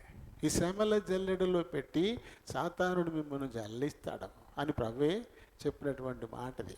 అది చివరి వరకు ఎవరు తమకు కలిగిన దాన్ని పట్టుకుని ఉంటారో జారిపోకుండా ఉంటారు, ఆ జల్లెట్లో నుంచి కిందకి జారిపోకుండా ఉంటారు. అలాంటి వారికి నేను జీవ కిరీటం ఇస్తాను అని ప్రభు చెప్పాడు. మీరు ఏదైతే కలిగి ఉన్నారో దాన్ని మట్టుకు మీరు వదలకుండా గట్టిగా పట్టుకొని ఉండండి అని చెప్పేశాను. ఎందుకంటే ఇది మన బైబిల్లో ఆ స్టడీలో చదివాను, అందుకనే నా నోట్స్లోకి రాలా. మామూలుగా ప్రతిరోజు ఖచ్చితంగా ఉదయాన్నే మట్టుకు ఒక 3 అధ్యాయాలు చదువుతాను. ఒక 3 అధ్యాయాలు చదివాక కానీ ఇంకా మిగతా దానికి వెళ్ళనమాట. ప్రతిరోజు జరిగేది అది, 3 అధ్యాయాలు చదువుతా. అలా చదవండి, కనీసం 3 అధ్యాయాలైనా చదవండి రోజుకి. 3 అధ్యాయాలు చదివితే చాలా త్వరగా బయటికి ముందుకు వెళ్ళిపోతుంటుంది బైబిల్ కదా, వెళ్ళిపోతూ ఉంటుంది. ఇప్పుడు ప్రకటనలో ఉంది నా బండి, ఈరోజు 7 నుంచి 9 దాకా చదివాను. అయితే మొన్న చదివిన ఈ 2-3 అప్పుడు అండర్లైన్ చేశాను, అవి కన్నా నోట్స్లోకి రాలా, లేకపోతే మామూలుగా నోట్స్లోకి వచ్చేది. సరే అండి కదా. కాబట్టి మరి మనం జారిపోయే పరిస్థితి ఉందేమో గమనించుకోవాలి. ఇప్పుడు యూదా ప్రభుతో నడిచిన వాడే, ప్రభు ఇచ్చిన ఆత్మశక్తిని పొందినవాడే, అలాగే చాలామందిని స్వస్థపరిచాడు, దెయ్యాలను వెళ్ళగొట్టాడు. తను కూడా 70 మందిని పంపించాడు, 70 మందిలో ఇతను ఉన్నాడు. యేసు ప్రభు ఆత్మనిచ్చి ఒక 70 మందిని పంపించడం జరుగుతుంది. వాళ్ళందరూ తిరుగుతారు, తిరిగి వచ్చి ఆనందపడతారు, వచ్చి ప్రభువా ఈ నామం పేరిట మేము దెయ్యాలను వెళ్ళగొట్టేశాము, రోగాలు స్వస్థపరిచేసాము, ఇలా అని చెప్తారు. అందులో ఈడు కూడా ఉన్నాడు. కానీ అలాంటి వాడు ఎలా జారిపోయాడు? అవి అవే ఇవివే, అవి అవే ఇవివే. మనల్ని కూడా చాలామంది చూడండి ఏం చేస్తారు, అది అదే ఇది ఇదే, ఉన్నారా లేదా? అది అదే ఇది ఇదేనంట. తాళ్ళు కట్టించాలి, మంత్రాలు వేయించాలి, అలాగే జిట్లు తీయాలి, గుడ్డ మొక్కలు కట్టాలి, మిరగాయల నిమ్మకాయలు కట్టాలి, అవి అవే ఇవివే. ఇప్పుడు కొత్త బండి కొంటారు, ఏం చేస్తారు, దాని మీద నుంచి మంత్రించిన నిమ్మకాయల మీద నుంచి నడుపుతారు, ఇంకా అది యాక్సిడెంట్ అవ్వదంట. మరి ఈ రోడ్ల మీద పడుకోవచ్చు అతనారు ఎవరైనా అంతరా? మరి కొన్న బండి ప్రతి బండికి ముందు కొబ్బరికాయ కొట్టి నిమ్మకాయలు ఎట్టి దాని మీద నుంచి నడిపించి కదా వెళ్తారు. పేపర్ చూడండి, బండి గుద్దుకుని చచ్చిపోయిన వాళ్ళు, ఆగున్న లారీని గుద్ది చచ్చిపోయిన వాళ్ళు. మొన్న చూడండి రామ్ చరణ్ గారు గేమ్ చేంజర్ ఈవెంట్ ఏదో ఉంది రాజమండ్రిలో జరిగితే, ఇంటికి వెళ్తా శుభ్రం బ్రహ్మాండమైన రోడ్డు మీద పోతా వెళ్ళిపోయి పక్కకెళ్ళి చచ్చారు ఇద్దరు. ఏంటి అని మరి వీళ్ళందరూ కూడా ఖచ్చితంగా టెంకాయ కొడతారు కదా, వీళ్ళందరూ ఖచ్చితంగా నిమ్మకాయ మంత్రించిన నిమ్మకాయల మీద బండిని ఎక్కించి, కారు అయినా ఈ బండి అయినా దాని మీద నుంచి వెళ్తారు. మరి ఈ యాక్సిడెంట్లు అవుతున్నాయని ఎవరయ్యి? ఈ ప్రమాదాలు బారిన పడుతున్నాయని ఎవరి అనవసరంగా ఆడికి ఒక నమ్మకం ఎత్తున్నారు. ఏం లేదురా కొబ్బరికాయ కొట్టి నిమ్మకాయ మంచిలో నువ్వు వెళ్ళొచ్చేది ఏం కాదు నీకు, జాగ్రత్తగా వెళ్తే బతుకుతాడు. కానీ ఇలాంటి వాటి మీద వెళ్తే బతికేస్తాడా? నడిపేటప్పుడు జాగ్రత్త వహించాలి ఎవరైనా, అంతే. ఇప్పుడు మనం ప్రార్థన చేసుకుని బండి తీసుకెళ్ళినా జాగ్రత్తగా మన జాగ్రత్తలో ముందు మనం ఉండాలి. ఆ తర్వాతే దేవుడు ప్రమాదం నుంచి తప్పించేది. మనమే అజాగ్రత్తగా వెళ్ళిపోతే ఇంకెవరేం చేస్తారు? ఎవరేం చేసేది ఏమి ఉండదు కదా. కానీ మనవాళ్ళు ఏమంటారు, అదే ఇదే గుడికి వెళ్ళినంత మాత్రాన ఈ మానేతామటి, ఈ మానేతామా? విచిత్రం ఏంటంటే మనం హైందవ సోదరులు చాలా వ్యక్తిగా ఉంటారు, వాళ్ళు చాలామంది దేవుళ్ళని పూజిస్తారు, అయినా సరే ఓ దెయ్యం పెట్టుకుంటారు గోడ మీద. నమ్ముకున్న దేవుడు కాపాడలేడా? ఆ దెయ్యం కాపాడద్దా? ఇదేం చిత్రం ఇదా? ఒక బిల్డింగ్ కడుతున్నారు అనుకోండి, ఆ బిల్డింగ్ కాడ ఏం కడతారు? ఒక దెయ్యం బొమ్మ కడతారు అక్కడ. మరి ఆ నమ్ముకున్న దేవుడు దాన్ని కాపాడలేడా? ఈ దెయ్యమే కాపాడుతుందా? అందుకని అది కట్టాలి ఖచ్చితంగా. చూడండి, ఆ కొబ్బరికాయల మీద బొమ్మలు ఎత్తుంటాడు వాడి దగ్గర డిమాండ్ దేనికి? ఇటుకే డిమాండ్. ఇవే పట్టుకెళ్ళి కడతా ఉంటారు. మరీ దారుణం. వారు నమ్ముకున్న దేవుడినే నమ్మొచ్చు కదా. ఇంకా మన వాళ్ళు కూడా అలాంటి పనులు చేస్తారు. మందిరాలకు వచ్చేవాళ్ళు కూడా ఇలాంటి పనులు చేస్తుంటారు. అదే మరి జారుడు మెట్లు. ఇలాగే మనం జారిపోతూ ఉంటాం. చక్కగా మెట్లు ఎక్కుతున్నాం, ఒక్కొక్క మెట్లు ఎక్కుతున్నాం అనేసరికల్లా ఏదో ఒక శోధన వస్తుంది, అంతే టట జారిపోతాం. అది కనుక ఉదాహరణకి వెళ్ళి తప్పు చేసుకుంటూ పోతాం. ఆ వచ్చినప్పుడు నిలబెడితే ఇంకో మెట్టు ఎక్కుతాం, కొన్ని నిలబెడితే ఇంకో మెట్టు ఎక్కేస్తాం. పై మెట్టుకి ఎక్కిపోయిన తర్వాత నిన్నెవడు ఇంకా పడగొట్టలేడు. అక్కడ దాకా వెళ్ళడమే కష్టం. ఒక ప్లాట్కి వెళ్ళిపోయిన తర్వాత ఇంకెవడు పడగొడతాను నిన్ను? ఆ మెట్లు ఎక్కేటప్పుడే తూలిపోయే పరిస్థితి ఉంటుంది, ఆ మెట్లు ఎక్కేటప్పుడే జారిపోయే పరిస్థితి ఉంటుంది, తొట్టిల్లే పరిస్థితి ఉంటుంది. అంటే పైదాకా పోకుండా 7 మెట్లు ఎక్కితే సరిపోయేది. మిగతా శిష్యులందరూ 7 మెట్లు ఎక్కేశారు. ఈయన మట్టుకు 6 దాకా వెళ్ళాక టపా టపా టపా టపా జారిపోయేసాడు. అంతే. మనం ఆయనతో నడుస్తున్నామని అనుకుంటున్నామేమో. మరి మనం ఎలా ఉన్నాము? మన క్రియల ద్వారా, మన నడవడి ద్వారా, మన మాటల ద్వారా, మన ఆలోచనల ద్వారా ఏం చేస్తున్నాం మనము? మన స్వభావం ఎలా ఉంటుంది? మరి దొంగిలించడానికి అలవాటు పడిపోతున్నామా? ఏంటా దొంగిలించటం? ప్రభుకి ఇవ్వాల్సిన సమయాన్ని దొంగిలించేయడం, ప్రభుకి ఇవ్వాల్సిన సమయాన్ని దొంగిలించేస్తాం. 9:15కు మనం మొదలు పెడతాం, మనం 11:15 వస్తాం. మళ్ళీ 2 గంటలు కొట్టేసినాయి, 2 గంటలకు బాగానే కొట్టేసినాయి. ప్రభు సమయాన్ని దొంగిలించేసే పరిస్థితి. నేను ఇక్కడ నిలబడేటప్పటికి ఈ 8 మందో 9 ఉన్నారు పైన, కింద నేను నిలబడేటప్పటికి 8, ఇప్పుడు ఎంతమంది ఉన్నారో చూడండి. అంటే పాటలన్నీ అయిపోయాక నేను నిలబడ్డాను ఇక్కడ. అప్పటికున్న వాళ్ళు, కానీ ఇప్పుడేమో చాలామంది. అంటే వీళ్ళు ఎంత టైం కట్టేశారు, ఎంత టైం దొంగిలించేశారు.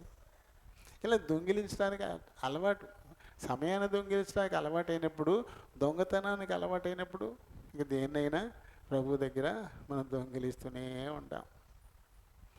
ఇస్కరియోతు యూదా తను ఎలా జారిపోయాడో అలాగే మనం కూడా ఓ మెట్టు జారిపోయినట్టే. దొంగిలించడానికి అలవాటు పడితే ఓ మెట్టు జారిపోయినట్టే.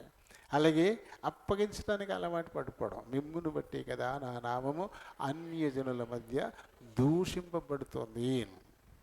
దేవుని నామం దూషింపబడడానికి, అప్పగించడానికి మనం అలవాటు పడిపోతున్నాం. మన క్రియల ద్వారా మనం చెప్పేది ఒకటి, మనం చేసేది ఒకటి. దానిని బట్టి అన్యులు ఏం చేస్తారు? దేవుణ్ణి దూషిస్తారు. వీళ్ళు దేవుడు ఇదే చేయమన్నారు వీళ్ళని, ఊడి చెప్పి ఊడి చేయమన్నారు వీళ్ళని. దేవుని నామానికి దూషణ కదా. ఇది కూడా మనం చేస్తూనే ఉంటాం. అలాగే విశ్వాసయుడు కూడా చిన్న చిన్న వాటి కోసం మన విశ్వాస జీవితాన్ని అమ్మేసుకుంటూ ఉంటాం. ఏశావులాగా. ఏశావు ఒక పూట కూటి కోసం తన జ్యేష్ఠత్వాన్ని అమ్మేసుకున్నాడు. అలాగే ఎవరింటికో ఒక కార్యక్రమానికి వెళ్ళడం కోసం మనం ఏం చేసుకుంటాం? మన విశ్వాస జీవితాన్ని పణంగా పెట్టేస్తున్నాం, అమ్మేసుకుంటాం అంతే. అమ్మో వెళ్ళకపోతే బాగోదేమో, మళ్ళీ రేపొద్దున మన దగ్గర రారేమో అని చెప్పేసి దేవుడు ఆజ్ఞాపించాడు. ఆయనతో పాటు మనం నడుస్తున్నాం, అయినా సరే ఆ విశ్వాసాన్ని పణంగా పెట్టేసి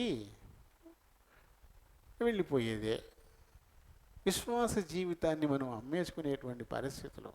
పైగా ఆయన లోక రక్షకుడిగా గుర్తించకపోవడం, కేవలం రోగాలు బాగు చేసే ఒక వైద్యుడిగా మాత్రమే గుర్తిస్తూ ఉన్నారు జనాలు. ఆత్మను రక్షించేటువంటి రక్షకుడిగా అనుకోవడంలా. ఒక వైద్యుడు, ఆయన దగ్గరికి వెళ్తే తలనొప్పి పోతుంది, ఆయన దగ్గరికి వెళ్తే కాళ్ళ నొప్పి పోతుంది, ఇలాంటివి కొన్ని స్వస్థతలు. ఎందుకు ఈ స్వస్థతలు? ఈ శరీరం ఏమన్నా పరలోకానికి వెళ్తుందా? దీనికి ఉండి రోగం పరలోకానికి వెళ్ళడానికి ఏమి ఆటంకం కాదు. ఆత్మకు రోగం వస్తే నరకానికి పోతావు తప్ప శరీరానికి రోగం వస్తే నరకానికి ఏం బావు కదా. కాబట్టి ఏం చేస్తున్నాం మనం? ఆయన రక్షకుడిగా గుర్తించట్లా, కేవలం ఒక వైద్యుడిగా మాత్రమే గుర్తిస్తున్నాం, ఓ రోగాలను బాగు చేసేవాడిగా మాత్రమే గుర్తిస్తున్నాం తప్ప మన ఆత్మ పాతాళంలోకి పోకుండా నిత్యరాజ్యానికి ప్రభుత్వ పాటు ఉండడానికై మనల్ని రక్షించేటువంటి వాడినా, రక్షించేటువంటి ప్రభువు అనేటువంటి విషయాన్ని మనం గుర్తించలేకపోవడం ఇస్కరియోతు యూదాలాగానే, తనలాగానే మనం గుర్తించలేని పరిస్థితులు అయిపోతా ఉన్నాయి. ఎప్పుడైతే వీటి అవలక్షణాలు మనలో వస్తాయో ఆటోమేటిక్గా మనం అవిశ్వాసులతోటే జోడు మన జోడి ఎవరితోటి? అవిశ్వాసులతోటే. ఎవరాళ్ళు? అమ్మేసుకునే వాళ్ళతోటి, ఎగ్గొట్టేసే వాళ్ళతోటి, సమయాన్ని దొంగిలించే వాళ్ళతోటి, వాళ్ళతోటి జట్టు కట్టి వస్తాం మనం. అంతే, మన జట్టు మారిపోద్ది, ఖచ్చితంగా మారిపోయే పరిస్థితి. ఆ గుంపులోకి వెళ్ళిపోతున్నాం. దేవుని వాక్యానుసారం నడుచుకోని వారు, ఆజ్ఞను అతిక్రమించేవారు అందరూ కూడా పాపులే కదా. ఆజ్ఞాతిక్రమమే పాపమని చెప్పబడింది. కాబట్టి అతిక్రమించి ఎవరు నడుస్తారో వాళ్ళతోటి మనము జట్టు కడతాం, వాళ్ళతోటి కలిసి వస్తాం, వారితోటి కలిసి వెళ్ళిపోతాం. 10 మంది చేసినంత మాత్రాన తప్పు ఒప్పవుద్దా? అవదు కదా. ప్రభు ఆజ్ఞ ఏంటి? ఈరోజు నాది అన్నాడు. కనీసం 9:15 కల్లా మందిరంలో ఉండకుండా 10:30కో 11కో వస్తుంటే నువ్వేం చేస్తున్నావు? ఎవరిని మాదిరిగా తీసుకుంటున్నావు? చక్కగా 7 మెట్లు ఎక్కేవాడిని మాదిరిగా తీసుకోవాలా. అంతేగాని 2 దగ్గర ఆగిపోయేవాడు, 3 దగ్గర ఆగిపోయేవాడు, 6 దగ్గర ఆగిపోయేవాడు నువ్వు మాదిరిగా తీసుకుంటే నువ్వు కూడా జారిపోతావు కదా. జారిపోయే పరిస్థితి. అలాగే ముద్దు పెట్టుకోవడం ప్రేమకు గుర్తుది. ముద్దు అనేది ప్రేమకు గుర్తు కదా. మరి విశ్వాసులు ప్రభువును ప్రేమిస్తున్నారు అనడానికి గుర్తే ముద్దు. నన్ను ప్రేమించువాడు నా ఆజ్ఞలను గైకొంటాడు, అది కదా ప్రభు చెప్పింది. యోహాను సువార్తలో 14వ అధ్యాయంలో ఈ మాటలు మనం చదువుతాం. ప్రకృతి ఎక్కలదిలండి. నన్ను ప్రేమించువారు నా ఆజ్ఞను గైకొంటారు అని ఆయన చెప్పాడు. మరి మనం ఏం చేస్తున్నాము? ఆయన నిజంగానే ప్రేమిస్తే మరి ఆయనకి ఇచ్చిన సమయాన్ని మనం దొంగిలుతామా? ఆయన అవమానానికి అప్పచెప్తామా? ఆయన రక్షకుడిగా గుర్తిస్తాం కదా. కేవలం ఒక మామూలు స్వస్థతలు ఇచ్చేవాడుగా అనుకుంటామా? కాబట్టి ప్రభుత్వం మనం నడుస్తున్నాము అనుకునే వాళ్ళం. ఒకవేళ ఇస్కరియోతు యూదాలో ఉన్నటువంటి లక్షణాలు ఏమన్నా మనలో కూడా ఉన్నాయేమో చూసుకోవడానికి మన ముందు పెట్టాడు ప్రభు. ఈ లక్షణాలు ఏమి మన దగ్గర ఉన్నా మనకు కూడా యూదాకు పట్టిన గతే. 2 రకాలుగా పోయాడు. ఈ లోక సంబంధంగాను అటు సరిగా లేడు, అలాగనే పరలోకానికి వెళ్ళాడు. 2 వచ్చేసినాడు.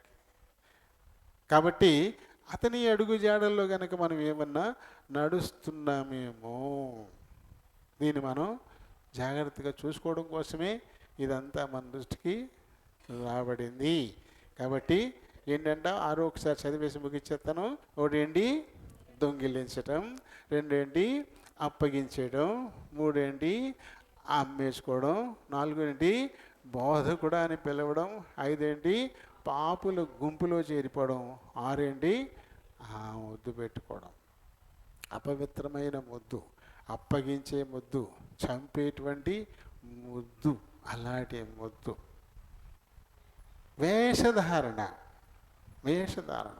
ఒకవేళ మనం కూడా వేషధారణ క్రైస్తవుల్లా ఉంటున్నామేమో, క్రైస్తవుని వేషం మట్టుకే వేసుకుంటున్నామేమో, క్రైస్తవుడు అనడానికి తగిన విధంగా మనం నడుచుకోకపోతే మనం యూదా అడుగుజాడల్లో పోతున్నట్టే. ప్రభువును ప్రేమించిన వారం కాదు. ఆయన నామం అవమానం పాలైపోవడానికి మనం ఉన్నట్లు లెక్క అవుతుంది అక్కడ కదా. ఆయన ఏమన్నాడు? మనుష్య కుమారుడు తను పోవలసిన రీతిలో వెళుతున్నాడు, కానీ నేను అలా పోవడానికి ఎవడు కారకుడు అవుతాడో వాడు అసలు పుట్టకుండా ఉంటే మంచిది. అని ప్రభు చెప్పాడు. అది యోధాని గురించే. అంతే భయంకరమైనటువంటి పరిస్థితి అతను ఎదుర్కొన్నవాడుగా మరి ఉన్నాడు కదా. కాబట్టి మరి మన అడుగు జాడలు ఎలా ఉన్నాయి? ప్రభువుతో నడుస్తున్నామా? ఈ లోకంలో మనం ఎలా ప్రభువుకు తగినట్టే నడుచుకోవాలా? ప్రభువుకు తగినట్లు పృథివీలో ప్రియుడా పదిలముగా జీవించవా. ప్రభువుకు తగినట్లు పృథివీలో ప్రియుడా పదిలముగా జీవించవా. ఆదామవ్వల వలె నీవు సహా కేవలము దిగంబరి వయ్యుడా. ఆదామవ్వల వలె నీవు సహా కేవలము దిగంబరి వయ్యుడా. ఆ దేవ గొర్రె పిల్ల చావుంది సిలువలో పావన వస్త్రములనిచ్చెను. ఆ దేవ గొర్రె పిల్ల చావుంది సిలువలో వస్త్రములనిచ్చెను. ప్రభువుకు తగినట్టు పృథివీలో ప్రియుడా పదిలముగా జీవించవా. ప్రభు అడుగు జాడలను పరికించి ప్రభు కనుకూలంగా నడచినచు. ప్రభు అడుగు జాడలను పరికించి ప్రభు కనుకూలంగా నడచినచు. ఆనోకు బలి ఆరెండవ మరణము నొందక ప్రభుతో నుండెదవు. ఆనోకు బలి ఆరెండవ మరణము నొందక ప్రభుతో నుండెదవు. ప్రభువుకు తగినట్లు పృథివీలో ప్రియుడా పదిలముగా జీవించవా.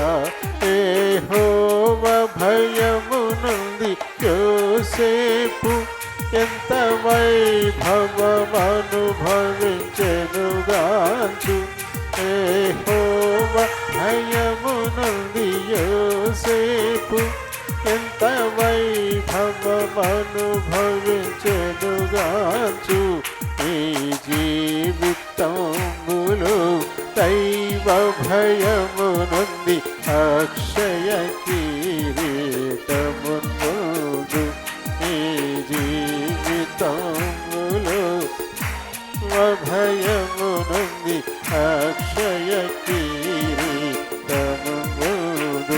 ప్రభువుకు తగినట్టు పృథివీలో ప్రియుడా పదిలముగా జీవించవా. ప్రభువుకు తగినట్టు పృథివీలో ప్రియుడా పదిలముగా జీవించవా. కదా మరి సాతానుడు ఏం చేస్తాడు? యోసేపుకి ఒక శోధన వచ్చింది. పొతీఫరు భార్య వల్ల తనకు శోధన వచ్చింది. సాతానుడు జల్లించాడు తన్ని, కానీ అతను ఏమయ్యాడు? జారిపోలా. ఖచ్చితంగా నిలబడ్డవాడుగానే కనబడుతూ ఉంటాడు. కాబట్టి అక్షయ కిరీటాన్ని మనం పొందాలంటే అతనిలాగానే దైవ భయం కలిగి ఉండాలా. సాతానుడు జల్లించినా మనం జారిపోకుండా స్థిరులై ఉండాలా. లేని పక్షంలో యోధావలిని మనము జారిపోయి సర్వనాశనానికి అప్పగింపబడతాం. ప్రభు అయితే మనల్ని నాశనం నుంచి తప్పించడానికి తనను తాను బలి పెట్టుకున్నాడు. మనం పాతాళాలకు పోకుండా ఉండడానికి తన రక్తం అంతా కల్వరి సిలువలో చిందించేశాడు. మన విడుదల నిమిత్తమే క్రయధనంగా దాన్ని ఆయన చెల్లించేశాడు. దాన్ని మనం గుర్తించకుండా దాన్ని మనం ఉపయోగించుకోకుండా ఇంకా ఈ లోకాన్ని పట్టుకుని మనం పోతుంటే, యోధా నడిచిన దారిలో మనం పోతుంటే చివరికి ఏమవుతుంది? ప్రభు యొక్క ఆ శిలువ బలియాగం మన విషయమై వ్యర్థమైపోతుంది. ఎవరు అలా నడుస్తుంటారో, ఆయన సన్నిధికి వస్తూ కూడా, నిరంతరం ఆయన వాక్కును వింటూ కూడా ఇంకా లోకంతో నడుస్తూ ఉంటే, ఆ అడుగుజాడల్లోనే మనం నడుస్తూ ఉంటే ప్రభు శిలువ బలియాగం ఏమైపోద్ది? వారి దృష్టిలో వారి విషయమై అది వ్యర్థమైపోతుంది. కాబట్టి అది వ్యర్థం కాకుండాలనే ప్రభు కోరుకుంటున్నాడు కదా. అది వ్యర్థం కాకుండాలంటే ఆయన సొంత రక్షకునిగా అంగీకరించి ఇంత గొప్ప రక్షణను ఇచ్చినటువంటి దేవుణ్ణి మనం ఆరాధించాల్సిన వారంగా ఉన్నాం. ఆరాధన చేద్దాం. కలిగిన మా ప్రియ పరలోకపు తండ్రి, వందనాలు స్తోత్రాలైనా ఇంతవరకు మా మధ్య నుండి మాకు నేర్పించిన ఆత్మీయ సత్యాలను బట్టి మిమ్మల్ని స్తుతిస్తూ ఘనపరుస్తున్నాం. ఆయన మా పితరుడైనటువంటి మరి ఇస్కరియోతు యూదా మీతో కూడా నడిచాడు, మీరు చేసిన అద్భుతాలను చూశాడు, మీతో కలిసి భోజనం చేశాడు. అయినప్పటికీ కూడా మీలో పాలివాడు కాలేకపోయాడు, మీకు తగినట్టు ఉండలేకపోయాడు. ఆయన పూర్తిగా అతని లోకంలోనికి జారిపోయాడు. చివరికి శాపగ్రస్తమైన మరణాన్ని పొందినవాడుగా ఉన్నాడు. కానీ మేము కూడా మరి మీతో పాటు నడుస్తున్నాము అని అనుకుంటూ మీ అడుగుజాడలో మేము నిలబడకపోతే మేము కూడా అలాగే జారిపోయే పరిస్థితి ఉంటుంది. కాబట్టి ఎవరి మట్టుకు వాళ్ళు తమ నడతను జాగ్రత్తగా చూసుకోవడానికి సహాయం చేయండి. ఆరాధించబోతున్నారు ఆయన, మీరు ఆత్మతో సత్యంతో ఆరాధించలాగున మీ మాటలను అందించమని ప్రభు అయిన యేసు నామమున అడిగి వేడుకుంటున్నాను మా పరమ తండ్రి. ఆమేన్. తెస్సలోనికే సంఘానికి రాసిన మొదటి పత్రిక 5వ అధ్యాయము 14-15 వచనాలు చదువుదాం. సహోదరులారా, మేము మీకు బోధించినది ఏమనగా, అక్రమంగా నడుచుకుని వారికి బుద్ధి చెప్పుడి, ధైర్యము చెడిన వారిని ధైర్యపరచుడి, బలహీనులకు ఓతనీయుడి, అందరి ఎడల దీర్ఘశాంతముగా ఉండుడి. ఎవడును కీడునకు ప్రతి కీడు ఎవనికైనాను చేయకుండా చూసుకొనుడి. మీరు ఒకరి ఎడల ఒకడును మనుషులందరి ఎడలను ఎల్లప్పుడూ మేలైన దానిని అనుసరించి నడుచుకొనుడి. ఎల్లప్పుడూ సంతోషముగా ఉండుడి, ఎడతెగక ప్రార్థన చేయుడి. దేవుడి పరిశుద్ధ వాక్యం దీవించును గాక. ఆమేన్. చిన్న ప్రార్థన చెప్పుకుందాం. ప్రేమ కలిగిన మా ప్రియ పరలోకపు తండ్రి, వందనాలు స్తోత్రాలు నాయనా. మరొక మారు మీ కృపాసన ఎదుకు వస్తున్నాము.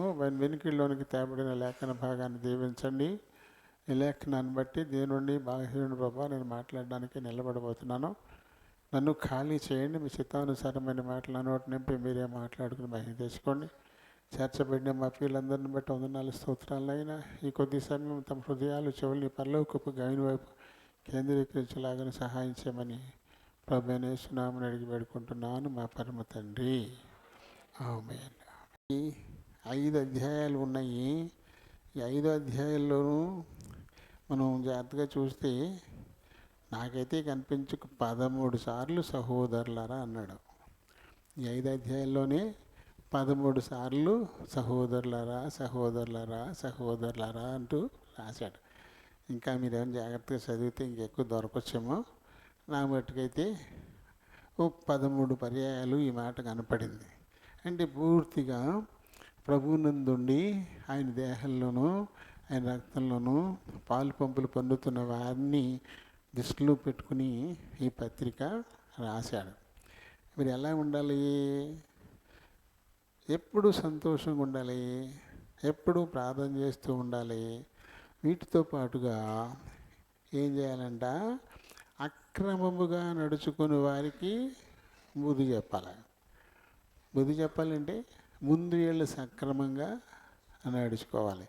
అంటే ఇండైరెక్ట్గా మీరు సక్రమంగా నడుచుకోండి అని చెప్తున్నాడు. అక్రమంగా నడుచుకునే వారికి మీరు బుద్ధి చెప్పండి అని అనడం ద్వారా మరి అక్రమంగా నడుచుకునేవాడు ఇంకొక అక్రమంగా నడుచుకునేవాడికి ఎలా బుద్ధి చెప్తాడు? కాబట్టి మీరు సక్రమంగా నడుచుకోండి, ధైర్యం చెడిన వారిని ధైర్యపరచండి. అంటే ముందు మీరు ధైర్యంగా ఉండండి. ఎందుకంటే సాతానుడు జల్లిస్తాడు, ఈ లోకల్లో శోధనలు వస్తాయి మీకు. కాబట్టి ముందు మీరు ధైర్యంగా ఉండి, ఎవరైనా ధైర్యం చెడిన వారు ఉంటే అటువంటి వారికి ధైర్యాన్ని ఇవ్వండి. ఆ తర్వాత ఏం చేయాలంటాడు, ఇంకో మాట ఏమని చెప్పాడు, బలహీనులకు ఊతనియ్యండి. ఊత ఇవ్వాలంటే ముందు మనం బలంగా ఉండాలి. ఒక గుంటివాడు మరొక గుంటివాడికి ఎలా బలాన్ని ఇస్తాడు, ఒక గుడ్డివాడు మరొక గుడ్డివాడికి ఎలా దారి చూపిస్తాడు. కాబట్టి మనం ఎవరికైనా ఊత ఇవ్వాలి, ఎవరికైనా మనం సాయం చేయాలంటే ముందు మనం బలంగా ఉండాలి. అంటే ఇండైరెక్ట్గా ముందు మీరు బలవంతులై ఉండండి, ధైర్యం గలవారిగా ముందు మీరు ఉండండి, అక్రమంగా కాకుండా మీరు క్రమంగా మీరు నడుచుకోండి అంటూ మరి సహోదరులకు ఆయన ఇస్తున్నటువంటి మరి ఒక రకంగా హెచ్చరికలను మనం వీటిని అనుకోవాలి. ఇంకోటి ఏంటంటే దీర్ఘశాంతము గలవారై ఉండండి. విశ్వాసికి తగింది దీర్ఘశాంతం. దీర్ఘశాంతం అంటే ఎప్పటికీ శాంతంగానే ఉండాలి, పరిమితి లేదు దానికి. పేతురు గారు చెప్పినట్టుగా నేను 7 మార్లు క్షమిస్తే సరిపోద్దా అని అన్నట్టు కాదు. ప్రభు చెప్పినట్టుగా 70 ఏళ్ల మట్టుకు అంటే ఎప్పటికీ కూడా దీర్ఘశాంతం గలవారై ఉండండి. ఈ దీర్ఘశాంతం గలవారై ఉన్నప్పుడు అక్కడ ఎప్పటికీ కలహం అనేది రాదు. శాంతం ఎప్పుడైతే తగ్గుద్దో అప్పుడే కలహం వచ్చేస్తుంది. అక్కడ పరిస్థితులన్నీ కూడా పూర్తిగా భిన్నంగా మారిపోతాయి. అందుకని దీర్ఘశాంతం గలవారి ఉండండి. అలాగే ఎవరు కూడా కీడుకు ప్రతి కీడు చెయ్యాలని చెప్పేసి అనుకోవద్దు. అసలు మీరు చేయకూడదు అలా. రోమిలు రాసిన పత్రికలో రాసాడు 12వ అధ్యాయంలో మనం 20-21 దగ్గర చదువుతాం కదా. ఇప్పుడు అక్కర్లేదులే. ఎవరైనా శత్రువు ఆకలి కొంటే ఆహారం పెట్టు, తప్పికొండే దాహానికి, అప్పుడు అతని ఎత్తి మీద నిప్పులు కుప్పగా పోసిన వారు అవుతావు. కీడు చేత జయింపబడక మేలు చేసి కీడును జయించమని చెప్పి అక్కడ పౌలు గారు చెప్తాడు. కాబట్టి కీడుకు నువ్వు ప్రతి కీడు చేస్తే నువ్వు ఓడిపోయినట్టే. నువ్వు గెలవాలి అంటే ఆ కీడుకు నువ్వు మేలు చేయాలి.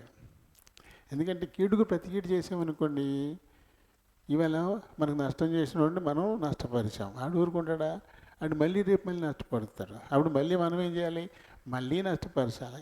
ఇలాగా మనం చచ్చేదాకా ఇది నిరంతరాయంగా సాగుతూ ఉంటుంది. అది ఆగిపోవాలంటే ఏం చేయాలి, కీడు చేసినోడికి మేలు చేయాలి. అప్పుడు ఇంకా ఆగిపోద్ది, అక్కడితో కలహం చచ్చిపోద్ది. అందుకని మీరు ఏం చేయాలి, కీడుకు ప్రతి కీడు అసలు చెయ్యొద్దు, చేయకుండా జాగ్రత్తగా చూసుకోండి. అలాగే మీరు ఒక్కని ఎడల ఒక్కడును అంటే ముందు సహోదరులు, ఒక సహోదరుని పట్ల మరొక సహోదరుడును, అలాగే ముందు మనుషులందరి ఎడల కూడా ఎల్లప్పుడూ అంటే సహోదరులలో చేరని వారి పట్ల కూడా ఎల్లప్పుడూ కూడా మేలైన దానిని అనుసరించి నడుచుకోండి. అప్పుడు ఏమవుతుంది, ఖచ్చితంగా సంతోషంగా ఉంటారు, ఇబ్బంది ఏమి ఉండదు. ఇక అప్పుడు ఖచ్చితంగా సంతోషంగా ఉంటారు. కాబట్టి ఎప్పుడు కూడా నిరంతరంగా ప్రార్థన చేయడం ద్వారానే ఇలాంటి ఒక మంచి బలాన్ని మీరు పొందగలుగుతారు. ఎడతెగక ప్రార్థన చేయండి. అప్పుడు మాత్రమే మీరు సక్రమంగా నడుచుకోగలుగుతారు. అప్పుడు మాత్రమే మీరు ధైర్యంగా ఉండగలుగుతారు.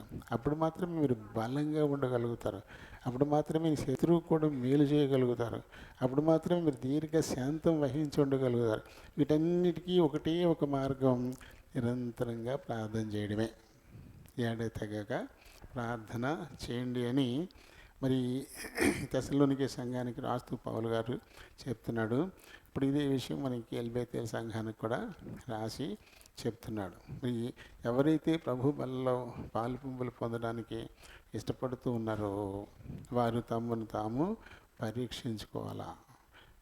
అక్రమంగా నడుస్తున్నారా, సక్రమంగా నడుస్తున్నారా? ప్రతి చిన్నదానికి భయపడిపోతున్నారా, ధైర్యంగా నిలబడి ఉండగలుగుతున్నారా? అలాగే తోటి వారు ఎవరైనా బలహీనులైతే వారిని బలపరిచే అంత బలంగా ఉన్నారా, లేదా బలహీనులుగా ఉన్నారా? అలాగే ఎవరైనా తప్పు చేస్తే క్షమించగలుగుతున్నారా, లేకపోతే తప్పు చేసిన వాడికి మళ్ళీ తప్పు చేసి వాడికి బుద్ధి చెప్పాలని అనుకుంటున్నారా? అంటే కీడుకు ప్రతి కీడు. అలాగే దీర్ఘశాంతాన్ని వహించి ఉండగలుగుతున్నారా ప్రభువులని, లేకపోతే శాంతాన్ని కోల్పోతున్నారా? అలాగే ఒకరి ఎడల ఒకరు విశ్వాసుల పట్ల అన్నమాట మేలైన దానిని ఎప్పుడు కూడా ఆలోచించాలి, యోచించుకోవాలి. అలాగే మనుషులందరి పట్ల కూడా, అంటే మన శత్రువుల పట్ల కూడా మేలైన దానినే ఎంచుకోవాలి. అది విశ్వాసికి, అది సహోదరుడికి తగింది. సహోదరులు అంటే ప్రభు బలలో పాలు పొందేటువంటి వారందరికీ కూడా తగినటువంటి లక్షణాలు ఇవి అని మరి ఎన్నిసార్లు సహోదరులరా సహోదరులరా అంటూ ఈ చిన్న పత్రిక ఆయన రాశాడు. అంటే ఎంత ప్రాధాన్యత ఉందో చూడండి దీనికి. సహోదరులరా, మన సహోదరులమే అయితే ఇది మన కోసమే ఆయన రాసినటువంటి ఉత్తరం. అలాగే మనం ప్రభు వలనే నడుచుకొని ప్రభు కంటే ఎక్కువ శ్రమలు పొంది హతసాక్షి అయిపోయినటువంటి కదా మన అగ్రజుడు, మన అన్న, ఆయన మన అన్నయ్య మనం ఆయన సహోదరులం. మనకి ఆయన పౌలన్నయ్య, ఆయన కూడా మనకి అన్న. ఆయన మరి మనకిస్తున్నటువంటి హెచ్చరికలేవి. కాబట్టి ఎవరైతే బలలో పాలు పంపులు పొందడానికి సిద్ధపడుతున్నారో అలాంటి వారు ఎలా నడుచుకుంటున్నారు? మన ముందు పెట్టాడుగా కొన్ని, వాటితో సరిచూసుకోవాలా. మన నడత సక్రమంగానే ఉందా, విశ్వాసికి తగినట్టుగానే ఉందా? అది లేదనుకోండి, ఒకవేళ ఎక్కడైనా తప్పామనుకోండి, ఈ పండగ వచ్చింది కాబట్టి ఖచ్చితంగా తప్పేస్తుంటాం. ఎందుకంటే చాలామంది జనం వస్తారు మన ఇంటికి, వాళ్ళని బట్టి కొన్ని రాజీ పడిపోతుంటాం. చూసుకోవాలి జాగ్రత్తగా. అలాంటిది ఏమైనా ఉంటే ఏం చేయాలి? ఇప్పుడు ప్రభు దగ్గర ఒప్పుకోవాలంట. ఎక్కడైనా మనం జారినట్టు కనపడితే ప్రభు దగ్గర ఒప్పుకోవాలి. ఎందుకంటే మన యాత్ర మన మానాన్ని వెళ్ళిపోతూ ఉంటే బాగానే వెళ్తుంది. మళ్ళీ మధ్యలో కొత్త వ్యక్తులు మనతో జాయిన్ అయినప్పుడే కొన్ని విషయాల్లో మనం రాజీ పడుతూ ఉంటాం. ఆయా విషయాల్లో ప్రభు దగ్గర మనం ఏం చేయాలి? ఒప్పుకోవాలి, క్షమాపణ అడగాలి. మళ్ళీ ఇలాంటి తప్పు నేను ఇక చేయను అని మాట ఇవ్వాలి, చేయకూడదు. అప్పుడు మాత్రమే మనం కనికరింపబడతాం. లేని పక్షంలో ఆయన దేహంలో రక్తంలో పాలు పంపులు పొందే అర్హత మనకి ఉండదు. ఇదే 5వ అధ్యాయంలోనే కొన్ని చాలా హెచ్చరికలు, కఠినమైన హెచ్చరికలు కూడా ఇచ్చాడు. ప్రభు రాకడ సమీపంగా ఉంది. అది ఎప్పుడు వస్తుందో మనకు తెలియదు, ఎలా వస్తుందో మనకు తెలియదు. మరి గర్భిణీ స్త్రీకి పురుడు ఎప్పుడు వస్తుందో మనకి ఎవరికైనా తెలుసా? తెలీదు. తెలియనప్పుడే పురుడు వస్తుంది. అలా దొంగ ఎప్పుడు వస్తాడో మనకి తెలుసా? ఇవన్నీ యేసుప్రభు చెప్పింది. అవి మళ్ళీ ఒకసారి ఈయన సహోదరులకు రాస్తున్నాడు. మీరు చాలా జాగ్రత్తగా ఉండాలా. మీరు కలిగి ఉన్నటువంటి ఈ ఆత్మీయ స్థితిని సాతానుడు దొంగలా వచ్చి దోచుకెళ్ళిపోతాడు. ఆడు ఎప్పుడు వస్తాడో తెలియదు. అలాగే ప్రభు రాకడ ఎప్పుడు కూడా మనకి తెలీదు. 2 కోణాల్లో దీన్ని మనం చూసుకోవాలి. ఆయన వచ్చేదాకా చాలా జాగ్రత్తగా మనం కలిగి ఉండాలి. ఎందుకంటే మనం భయపడాల్సిన పని లేదు, మన అడుగులు తడబడాల్సిన అవసరత కూడా లేదు. ఎందుకంటే మనం చీకటి వారం కాదు, మనం వెలుగు సంబంధులం. వెలుగులో నడిచేవాడు చాలా టీవీగా వెళ్ళిపోతాడు, చీకట్లో నడిచేవాడు తడుముకుంటూ పోతాడు, తప్పుదారులకు కూడా పోతాడు, ప్రమాదాల్లో కూడా పడతాడు. అందుకని సహోదరులందరూ కూడా వెలుగు సంబంధులు. ఎందుకంటే వెలుగై ఉన్న క్రీస్తును వెంబడిస్తున్న వారు కాబట్టి వారు వెలుగులోనే ఉన్నారు. కాబట్టి వారు భయపడాల్సిన అవసరత కూడా లేదు. అలాగే రాత్రి వారు నిద్రమత్తులై ఉంటారు. మనం రాత్రి వారం కాదు కాబట్టి నిద్రమత్తు కూడా మనకి లేదు. ఇప్పుడు నిద్రలో లెగ్గొడితే ఈతరు లేచి దాన్ని దీన్ని పడగొట్టుకుంటూ పోతాడు, కళ్ళెల్లా తడకుండా దాన్ని దీన్ని పడగొట్టు, ఇది నిద్రమత్తు. అలాంటి పరిస్థితి మనకు లేదు. ఎందుకంటే మనం రాత్రి వారం కాదు, మన పగటి వారం. మనకి ఇదంతా రాశాడు ఇందులో 5వ అధ్యాయంలో ఇదంతా రాశాడు ఆయన. కాబట్టి మనం వెలుగు సంబంధులుగా ఉందాం, అలాగే మెలకు కలిగిన వారంగా ఉందాం. సాతానుడు ఎప్పుడు వస్తాడో మనకు తెలియదు కాబట్టి జాగ్రత్త కలిగి ఉందాం. అలాగే ప్రభు ఎప్పుడు వస్తాడో కూడా తెలియదు కాబట్టి మనం కలిగి ఉన్నదాన్ని జాగ్రత్తగా పట్టుకొని భద్రంగా కనిపెట్టుకొని ఉందామంటూ ఆయన హెచ్చరికలు మనకి ఇచ్చాడు. అందుకు కొన్ని ఆయుధాలు కూడా ఎఫెసీయులు రాసిన పత్రికలో చెప్పినయే, మళ్ళీ కొన్ని చెప్పాడు ఇక్కడ. ఎఫెసీయులు రాసిన పత్రికలో చెప్పినయే కొన్ని చెప్పాడు. 8వ వచనం నుంచి మనకి కనబడతాయి ఇక్కడ. విశ్వాస ప్రేమలు అనేటువంటి కవచాన్ని, రక్షణ అనేటువంటి నిరీక్షణ శిరస్త్రాణాన్ని ధరించుకోండి అంటూ కొన్ని అవి కూడా మనకి గుర్తు చేశాడు. ఎపిసిల్ రాసిన పత్రికలో చెప్పాడు సర్వాంగ కవచం గురించి. మళ్ళీ ఇక్కడ కూడా కొన్ని మళ్ళీ ప్రస్తావన అయినా చేశాడు. కాబట్టి బలలో పాలు పొందే వాళ్ళు ఎవరు ఉంటారు? వారు ఈ విషయాల్లో ఒక్కసారి తమ్మును తాము పరీక్షించుకుని, ఒకవేళ ఎక్కడైనా కొంచెం అటు ఇటుగా ఉంటే ప్రభు దగ్గర ఆ విషయాన్ని ఒప్పేసుకొని క్షమాపణ పొంది ఇంకా వాటిని విడిచిపెట్టేసేయాలి. అప్పుడు మాత్రమే కనికరింపబడతారు, అందులో పాలు పొందడానికి అర్హులవుతారు. లేని పక్షంలో ఏమవుతుంది? మళ్ళీ వెళ్ళిపోవాలి. కొరింథీయులకు రాసిన మొదటి పత్రికలో 11కి వెళ్ళిపోవాలి. మీలో అనేకులు రోగులు బలహీనులు అయిపోతున్నారు, చాలామంది చనిపోతున్నారు అంటూ 28 నుంచి ఆయన రాసుకుంటూ వచ్చాడు. కాబట్టి అటువంటి శిక్షావిధి మన మీదకి రాకుండా ఉండాలంటే మనల్ని మనమే పరీక్షించుకోవడం అది మంచి విషయం. దేవుడి మాటల్ని దీవించునుగాక.